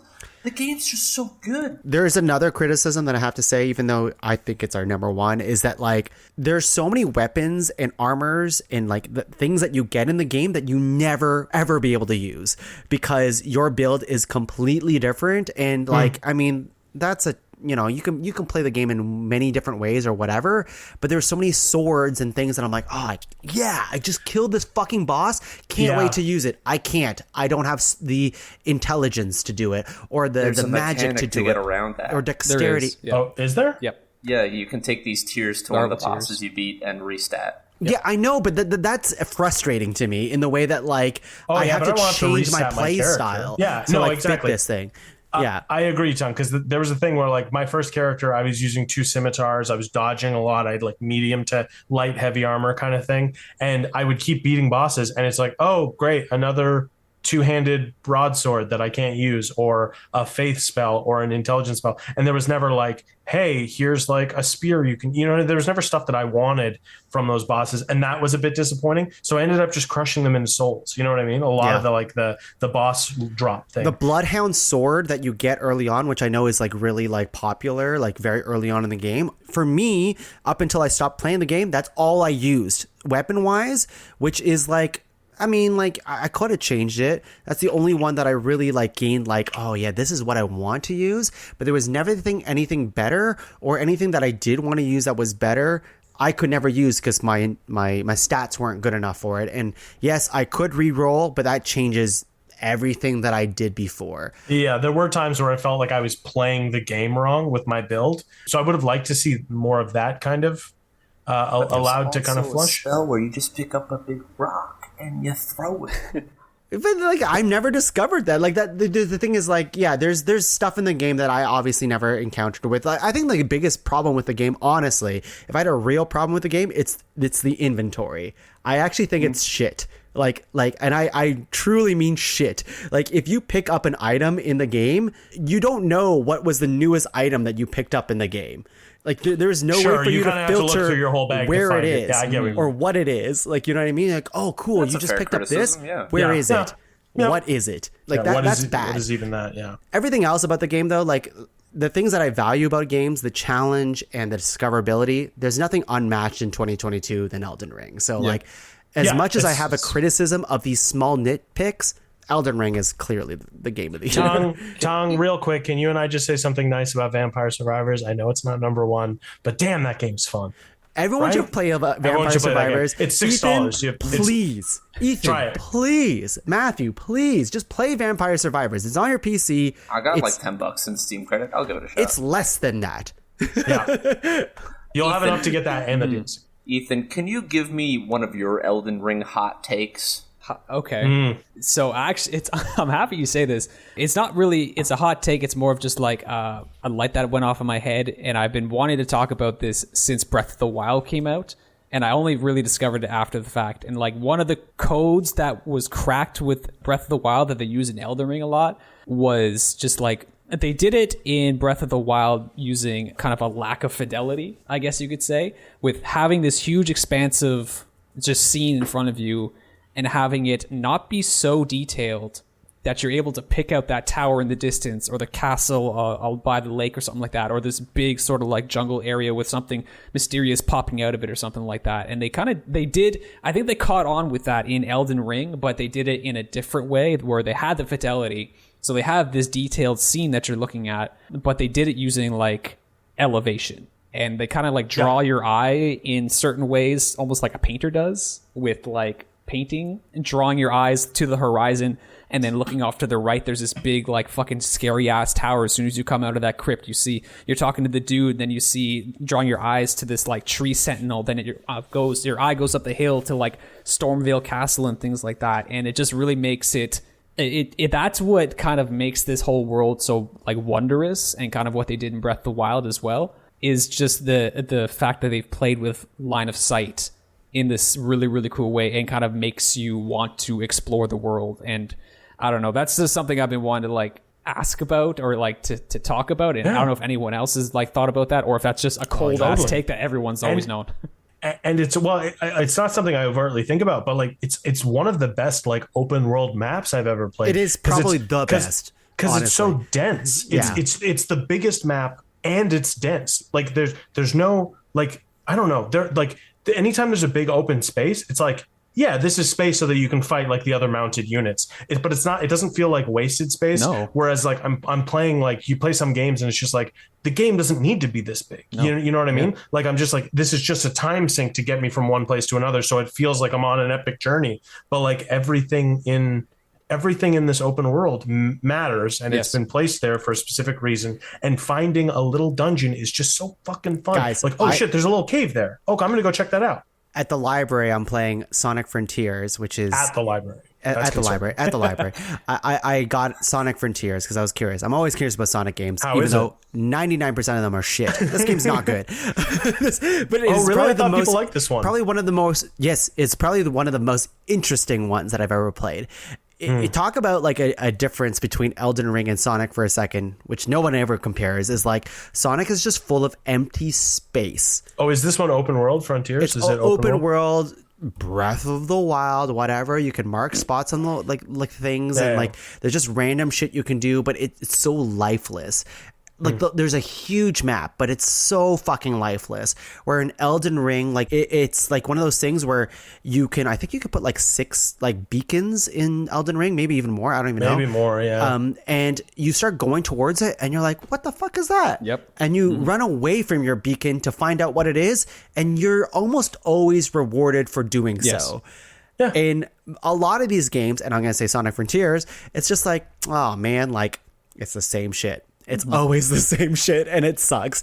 So it's a testament to Elden Ring, and especially because it runs so well on PS4. Like it's just like it's so dense with so many things that you can do, and yet there is every time you're playing it. And you, Matthew, you played it 3 times. Like I always felt like I was discovering new shit all the time. So I mean, my first playthrough, I fucking dug into it.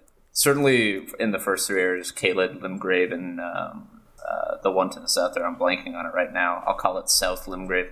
I dug deep into those areas so hard that I don't think I missed a single thing. But certainly later on, going into Lanedale and the Altus Plateau, on my second playthrough, I was finding stuff I hadn't seen before. And I'm sure when I go into it with my third playthrough, I'll find new stuff too. I wanted to go back to Ethan's point about just like visual impact. If anyone has played Elden Ring early on, you encounter this chest and it transports you to like a hellscape, and it's terrifying. And that was a fun moment. But that's not what I want to talk about in particular here. There's another trap chest you hit later on. And as I opened this chest and it was transporting, I'm like, oh no, here we go again. And it dropped me off on this little like ridge overlooking this crumbling area, and there was like this floating sphere of concentrated storm in the center of it. And I'm like, what the hell is this place? And then it wouldn't let me explore it any further. It's like, yep, you can go get that treasure box over there. Then you have to transport back to wherever. And then you won't go back to that place for like the entire game. Very long time, right? Yeah. In fact, I had almost forgotten about it by the time I got back there. And then when I did, I'm like, oh, it's insane. Shit. It's insane. And then, like, it does it repeatedly, and it wows me every time. There's this whole thing where they're like, oh, you have to get up to here, and in order to get there, you have to do this specific task to get up there. And I'm like, okay, I'll set about doing that. Then later on in the game, there's some guys like, only losers go up that way. I know a secret way up there. And then you're like, oh, what's the secret way to get up there? And it's actually worse. That guy's the loser. But it's amazing. It's truly a video game where I played it, and beginning to end, I was on an adventure. Like I didn't feel like I was redoing stuff or being miserable while redoing things. It was just so good. And it looks amazing. And it's not trying to look photorealistic. It's stylized, and it's got the best art direction, and it looks amazing. And people like dig into that. I mean, the story's not for me in the way that like I'm not gonna go like really deep into the story. Like people have like figured it out. Story. And they made YouTube essays on like, oh, this and that. I don't know anything about the Elden Ring story. I'll be honest with you. It has nothing to do with that. But the vibe and the feeling of the game. And we even talked about like the interactivity of the game in the way that like, I think Ethan, you didn't play this game this way, but like for me, like leaving down notes for people like in other Souls games. Never did that, yeah. And like seeing other people's notes was like a huge part of the game for me. Like people would be like liar ahead, for example, and then like someone would say something, you're like, are they actually a liar? And then are they talking about that chest or the wall? And then you would like you fall into a trap, or like you see something, you're like, oh, you should go Grace ahead, for example, and you leave a note for someone, and then you're in the middle of a boss fight and someone like likes your message that you put down, and it heals you. Full does that heal you? Yeah, if someone likes your thing, they heal you. I gotta start putting messages down. Damn, I didn't know that. And then you're like for me, it saved me a few times. I'm in a fight, I'm dying, but someone read my message just in that specific time, and they're like, they liked it. I'm full health again, or at least I got healed, and then I won. And the feeling I got from that was like, it felt like the game was a community game in the way that we're all trying to help each other understand what Elden Ring is, right? And I've never, ever felt like that in a video game where like we're putting down clues for each other and also low key helping each other out. And in some casing, like, and some people troll, and that's okay. Like, you know, fucking each other and like trolling. Jump and off this ledge. It's always funny, right? And you see the ghosts, like if like the ghost of someone jumping off a ledge, and you're like, I guess I should fucking do that, and you do it, and you die. I do wish it was easier to play together. That's probably my biggest criticism. Matthew and I tried to play together, and it's like, God, this is. It shouldn't be this hard. It's actually stupid how you have to play it. The fingers, the way they probably worse than the inventory system. Yeah, comparable. No, because we had to craft stuff so that we could see each other's summons. I don't know. Yeah, I was like, why not just make it like a party up thing? Really weird doing multiplayer because like doing drop-in summoning with randoms felt like classic Dark Souls, and I had no gripes with it. But the minute I wanted to play with a friend, I'm like, I don't even know if I want to go through that effort. Yeah, I get you. It's easier to play with random people. I'm not gonna lie. After we're done this, I think I'm gonna go play some Elden Ring. All right. Well, let's fucking say what the list is because we've been talking for so fucking long. Number 5. Number Elden 5 Ring. is Hard Ship Space Ship. Hard Space Ship Breaker. Number 5. Number 4, God of War Ragnarok. Number 3, Marvel Snap. Number 2, Vampire Survivors. Everyone should go play that game. Really, truly. I mean, just play that game. We barely talked about it. It's number 2. Go play it. It's awesome. And Elden Ring is our number 1. Not a surprise. And if you see other sites that also have Elden Ring as their number 1, just know they copied us. Yeah. So. Elden Ring, thy strength befits a crown. I got you. I am going to, for our honorable mentions today, we made, every year we do this. This year we did things a little differently. In fact, I think we did things a little worse, is that every year we write down all the games we played in 2022. Sometimes we forget stuff. In previous years, we star stuff in the way that like people should go play this game. We didn't do that this year. No, we didn't. We didn't do that. We forgot. I'll be honest. This year, I'm just going to say what games that we had in this Google Sheets doc that we have.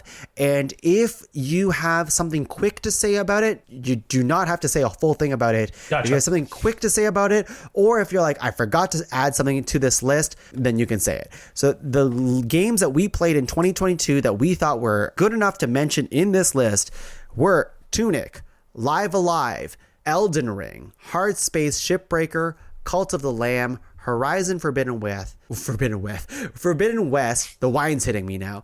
Can I pause you on that stutter there? Yes, please. Are we reading the list first and then commenting, or are we commenting? You can comment now if you want. Going back to Cult of the Lamb, it's a great roguelike that is too shallow to be a true roguelike at the moment. Bingo. Devolver is promising free updates. They haven't really delivered on that yet. If you've been eyeing it, I would say wait to see what those updates are because it is not where it needs to be. It looks like the perfect Switch game that I have not bought yet. It was this close to buying it, but for this podcast, I was going to buy it for this podcast. And I was like, I'm going to wait.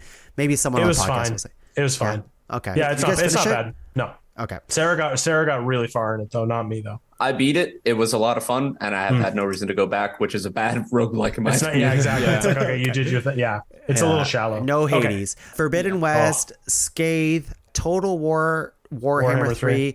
Please stop me if you guys have something to say about it. Immortality. The thing I'll say about Immortality is that I didn't put this on this, but I played it because it got a lot of buzz. It's on Netflix Gaming. If any of you guys have ever tried Netflix Gaming, they are surely but slowly building out a gaming catalog that you can play on your mobile devices. I played Immortality for free. It's one of those games that's on a lot of people's like game of the year or whatever. I thought it was fine, but if you have a Netflix account and you have a phone or a tablet, you can play it for free. So try it out. Stray, which got a lot of buzz this year. It's fine. It's fine. It's cool. The first half is good. The second half is bad. DNF Duel, Lumbear. DNF Duel is bad. Right? It was in terms of fighting games. It is. Yeah. It's fun to mash buttons competitively or any deeper than that. It's a hellscape. Boo! That sucks. I was on the fence about that one. I really wanted to play it, but something didn't seem right. Anyway, Lumberjack. I don't know who put that there. That was me. Good game. Just cozy. Oh. Cozy game? Yeah, cozy game. That's it. Cool. Kirby and the Forgotten Lands, that's on my top 10. That's a cozy game. I love that game. But, you know, it's more of a family game than a game that you guys would. Ethan, you played that game, right? I did, yeah. It was good. Do you like it? Yeah, it was good. Solid. You know, it was good. It's a good game. Yeah. Windjammers 2, good game. Citizen Sleeper. Yeah, feel free. If I'm reading this out, you can say, good game, bad game. Tiny Tina's Wonderland. It's a Borderlands game. Nothing more, nothing less. It's Looks a Borderlands game. Yep. Okay. Dome Keeper. That was kind of fun. Splatoon 3, pretty good. If you like Splatoon, it's the only Splatoon game I've ever finished. Actually, like the single player game in Japan or something. Single player Splatoon 3. Is there single player? Yes. Single player Splatoon 3, very good. That's basically all I played. I played a little bit of multiplayer. People are too good at this game now. But single player Splatoon 3, very good. I would say. Yeah, good to know. I had a lot of fun. Xenoblade 3, it's the best game I never finished in the way that, like, I just don't have 120 hours to play in a fucking video game. Like, it's just so fucking long. It's longer than Elden Ring. It's ridiculous. Take that time and play Elden Ring. Mm-hmm. Exactly. Pokemon Arceus, disappointing. Marvel Snap, Vampire Survivors, God of War Ragnarok, No More Heroes 3. Don't buy it. Okay. Oh. There we go. Mario and Rabbids Sparks of Hope, Bayonetta 3. It's pretty good. That game I played directly after God of War Ragnarok, which had very satisfying combat. Bayonetta 3 is very much like Devil May Cry, but I don't know. It's just God of War Ragnarok, like in the way that like that's satisfying combat. Bayonetta 3 felt more button mashy, so I don't know. Neon White, fucking play that game. Warhammer 40k Dark Tide, Mario Circus Battle League, disappointing, although the gameplay is great. Yeah, that one looked fun. Super underfeatured, which makes it it's only a good party game, unfortunately. Nobody Saves the World. Oh, great. Okay, this one, just wanted to jump in there. Nobody Saves the World was the first on my honorable mentions. If all the stuff I had nominated had been picked by someone else, I would have brought in Nobody Saves the World. Great couch co-op. Been playing it with my wife. If you have a partner that likes to play video games and doesn't like anything too complicated, it's excellent. Excellent, fun, great art style, good sense of humor, little dungeon crawler, good combo synergy, fun stuff. Good. I heard it's good. I did hear it's fun. I haven't finished it yet, but it's fun. I heard it's good right now. From you, yeah. The full name of this game is Crisis Core Final Fantasy VII Reunion, which is a very anime. Why are they adding so many names? I thought I had a longer one than that. Yeah. Wow, yeah. It's so stupid. It is literally, I am playing that right now. It's not Final Fantasy VII Remake, although they have put Final Fantasy VII Remake graphics on it. It is the Crisis Core PSP game remade with Final Fantasy VII Remake graphics. It's basically the same game. I'm playing it now. I'm going to play it. It's not Final Fantasy VII Remake. It's not even close. That one was pretty fun. It's not even close. But I'm enjoying the story. That's our game of the year for 2022. Holy shit. I don't even know how long this podcast was. Angus, you have more? Go ahead. I have a couple really quick that I forgot to put on the list. 20 Minutes Till Dawn, kind of like Vampire Survivors, decent. TMNT, Shredder's Revenge. Yes. Tongue and I have been playing that. Great co-op. The best side-scrolling beat-em-up I played in a while. That was in my top 10 list. Oh, nice. Yeah. Sifu. Sifu's was really good, but I got stonewalled the same place everyone else did because I can't get good. But great, like if you like, a good tough combat game that you have to get better at, good one. That's the best game I've heard that I've not heard one person who have beaten that game. No, it's hard, but very good. It would be a thing. Okay, and then I thought this was going to be the longest name. Warhammer 40k Chaos Gate Demon Hunters. Good XCOM tile game. The UI is not great, gets a little muddied, but it's decent. And then the game that we were all so crazy about for so long, Wordle. Remember Wordle? Remember Wordle? That was 2022. Holy shit. Yeah, right? I think it was, yeah. It was. I got Pokemon Scarlet and Violet. Great. Yeah. They didn't seem great. So I may have just aged out of Pokemon. I know we're not supposed to talk too much about these, but Pokemon is something that probably, I may have aged out of Pokemon. I may just be done with Pokemon, but I don't know what it is about Scarlet and Violet. I didn't care a thing about any of the Pokemon. Even the Pokemon were like, oh, this one's a cute little olive. I want to see him evolve. No, I couldn't even get past the third gym. Honestly, Pokemon fans should demand better from Nintendo and Game Freak. Like, it's the biggest, most lucrative franchise to ever exist. This is the best-selling game on the Switch, I'm pretty sure, is Pokemon Scarlet and Violet. No, but like in terms of like property, like merchandise and shit like that, Pokemon as a property has the money. Make good games. Make good games. Everyone will buy them. Make good games. Pokemon Arceus in particular, and I think this adds to your point, Matthew, is like I knew I was done with Pokemon games as soon as I played Pokemon Arceus. I played 2 hours of that game. I was like, I like in theory what they're going for, but the fucking formula of Pokemon, I'm just done. Like not the catch 'em all aspect of it, but the battle of where you have 4 attack abilities and like that whole aspect of like turn-based stuff. Pokemon just stare at each other and they do the same rehashed moves. And Pokemon Go is the best Pokemon game. It might be, honestly. It's the one I still play. That's it. You still play that? Okay, that's a whole discussion. That's all our games of 2022 that we love, that we don't love. So many we didn't have time to play. Just so much shit. Let me put a Pokeball in a sock and hit something in the head with it. Let me read you quickly our number ones of every single year that has come before, and I won't read everything, but this is a fun exercise. I'll quickly read what we had. Ethan, you love this because believe it or not, this is episode like 140 something, and we started doing this in episode 20 something. Wow. Which honestly, like, it's pretty cool that we've been playing video games and ranking them and doing this for no reason. Like, I really love it. Number 5, South Park Fractured But Whole. This is 2017. Number 4, PUBG. Number 3, Super Mario Odyssey. Number 2, Cuphead. And number 1, Breath of the Wild. Holy shit. You don't have Persona 5 on that list. I know. We'll keep going. Holy fucking shit, We'll keep guys. going. 2018. Because I wasn't there that year. You guys weren't Neither there. was I. Yep. 28. No. Well, Ethan and I are OGs. That's true. 2018. Okay. 2018 was Dragon Ball Fighter Z at number 5. Number 4, Red Dead Redemption 2. Number 3, Super Smash Bros. Ultimate. Number 2 was Marvel Spider-Man, and number 1 was God of War. Good year. Good year for games. Great year. In 2019, Apex Legends, which was a huge Ethan game. Yep. Number 4, Monster Hunter World Iceborne. Number 3, Outer Wilds. Number 2, Devil May Cry 5, if you remember that. Wait, did it make it that high? I love that game. Number that 5, game's so good. and number 2, it made it. And number 1 was Sekiro Shadows Die Twice. Fucking great Another game. From Software game. In 2020, we did, number 5 was Doom Eternal. Number 4, Animal Crossing New Horizons. Should have been higher. Number 3, The Last of Us Part 2. Number 2, Final Fantasy VII Remake, which is crazy in retrospect how, like... No, that game's awesome. It is great. Yeah. I can't believe it. What was number 1? What was number 1? Dudes, it was Hades. Oh, yeah. Fuck, dude. Hades 2. Oh, my God. 2. How pumped for Hades 2 are you guys? Stoked. Holy So shit. good. So stoked. Unexpected. So stoked. And Me too. last year, in 2021, number 5, Returnal. Huge Matthew Wally game right there. Finally played it. It's fine.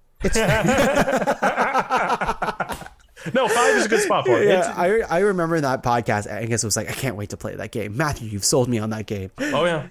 Number 4, Guilty Gear Strive. Should be number 1. Literally, when we took a break, I'm sorry, we're about to record this podcast, and Matthew had to take care of his child. So, like, we had to take a 20-minute break. I saw on Discord, Ethan was playing Guilty Gear Strive. So, I have That's fucking great. I have 545 hours of this game played. You're Fuck disgusting. yeah, man. Number 3, Metroid Dread. Number 2, It Takes Two. And number 1, Inscription. Oh, yeah. Inscription Fuck, was man. fucking great. And It Takes Two was great, too. I love that game. Also really great. And once again, Hard Space Shipbreaker, God of War Ragnarok, Marvel Snap, Vampire Survivors, Elden Ring. Thank you for being on the podcast. Thank you for doing this once again. I can't wait to do this next year. Angus, thoughts / anything to plug? Okay, really quick. Games I wanted to play that I didn't have time to play. Midnight Suns, Midnight Fight Express, not related, just an indie game that looked cool, and Chained Echoes, which was like a cool RPG that one guy made that looks incredible. So I do intend on playing it. So those ones I wish I'd played, but I don't think they would have factored in. What am I excited for next year? Yeah, what are you excited about? Street Fighter looks cool, even though I'm not a big Street Fighter guy. It looks pretty sick. You have a fight stick now. I got a fight stick now. Well, I'm getting ready for Tekken 8, but I don't think that's going to be next year. What else? Hades, all sorts of good stuff. I'm drawing a blank, but I'm very excited. Breath of the Wild 2? Tears of the Kingdom? I'm excited for that. No, Okay. actually, you know what I'm more excited for? Death Stranding 2. Oh, word. Can't fucking wait for that. That was surprising. Oh, dude, you guys haven't played Death You didn't Stranding? even finish the first one. Yeah, I did. Oh, you did? Yeah, I went back and I went back during pandemic and I started it again and I played through it. It was amazing. I love it. I was wrong. I was wrong. Any criticism I had about it before, I was wrong.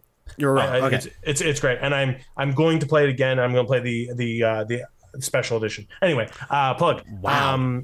Yeah, it's great. I love it. Very soothing. Heroes Don't Do Paperwork. Matthew and I do an improvised superhero-themed interview show. And if any of that sounds interesting to you, come check it out. And if it doesn't, hey, no hard feelings. if it doesn't, hey, give it a try anyways. Give it a try anyway. Give it a try anyways. And if it doesn't work for you for that one episode that you tried anyways, better try give it the another other 2 or 3. Yeah, just to be safe. I'd say go through, just give it tertiary listen to every single episode, subscribe, give it 5 stars, all those things. And if you don't like it, give it 5 stars anyways. Give it 5 stars anyway and email me. And that's it for me.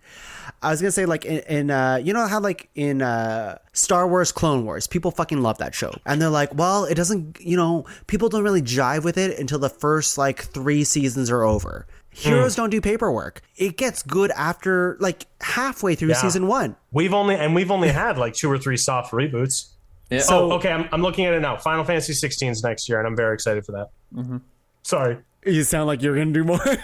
No, just a ton. There's just a ton of games next year, but I'll leave it at that one. Okay. We need to wrap this up. We started early because we knew it'd be long, but as always, it's always longer than we thought it would be. Ethan Howison, thank you once again. Since 2017, buddy, we've been doing this fucking thing. In it for the long haul, man. Here's to many more years. It's always a pleasure to rank games with you and talk video games. I honestly love talking video games with you and all these guys here. What do you have to plug, and what are you looking forward to next year?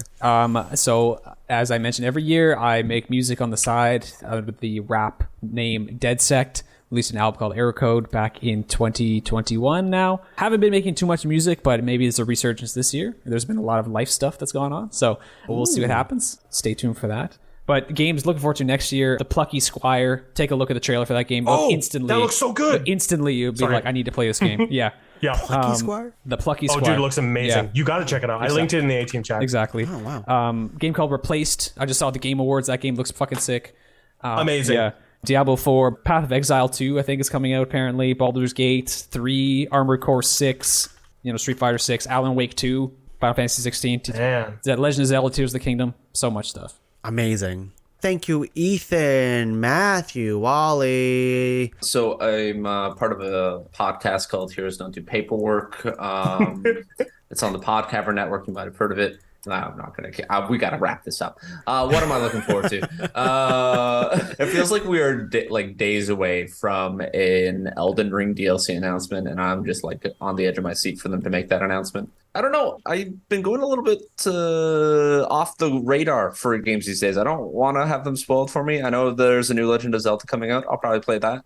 I'm very excited to see them finish Darktide. When that's finished, I'm sure it'll be a great game. And yeah, I guess we'll see where we go from there. There's new Magic card sets coming out next year, so I'll be playing that on Arena. Oh yeah, yeah. Phyrexians are back, and they are mucking shit up.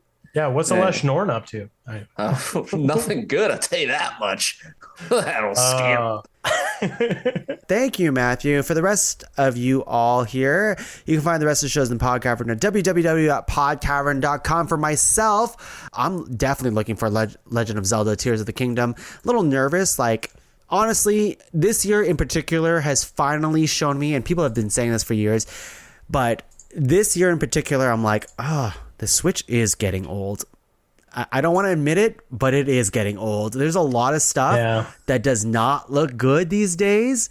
And Bayonetta 3, even though I did enjoy it, I didn't play it all, but I'm like, one of my main criticisms is fuck, this looks ugly. There's a lot of games that I'm like, God damn, this looks bad. PS3 era, early PS4, I don't know. They got to do something. So Tears of the Kingdom, I'm excited, but I'm like, what are they going to do? Because Breath of the Wild is one of my favorite games ever. And gosh, if they don't do something that's super substantial, I don't know what they're going to do. N64 era expansion card. You just slap that sucker in there. Some games that are most anticipated for next year, I'm not going to say all of them, but Star Wars Jedi Survivor, Hogwarts Legacy, Final Fantasy 16, Diablo 4, Forspoken, we'll see about that one. Yeah. Starfield, I doubt it. That game will never come out, in my opinion. Man, next year's gonna be wild. Next year's gonna be wild. Yeah, Fire Emblem's coming out in a few weeks. This might be out in, like, by the time you hear this recording. Resident Evil 4 remake, like, fuck Pikmin 4. Oh my god. That's the game I wish I played this year was Tinykin. I didn't play that one. That one looked really cool. Anyways, that's our game of the year 2022. You'll see these folks next year. I mean, Angus, Matthew, Ethan, they're always around the pod cavern talking about something. I'm gonna banish you guys next year. Together you'll see us next year, but individually you'll see us in other shows like Heroes Don't Do Paperwork. Ethan used to be banished every single year until the Game of the Year podcast, but lately he's been coming up, so you'll see him more often now. More anime related stuff. Until then, let's get out of here, man. I want to play some. Hours. Welcome to 2023 of Ranked, and bye everyone.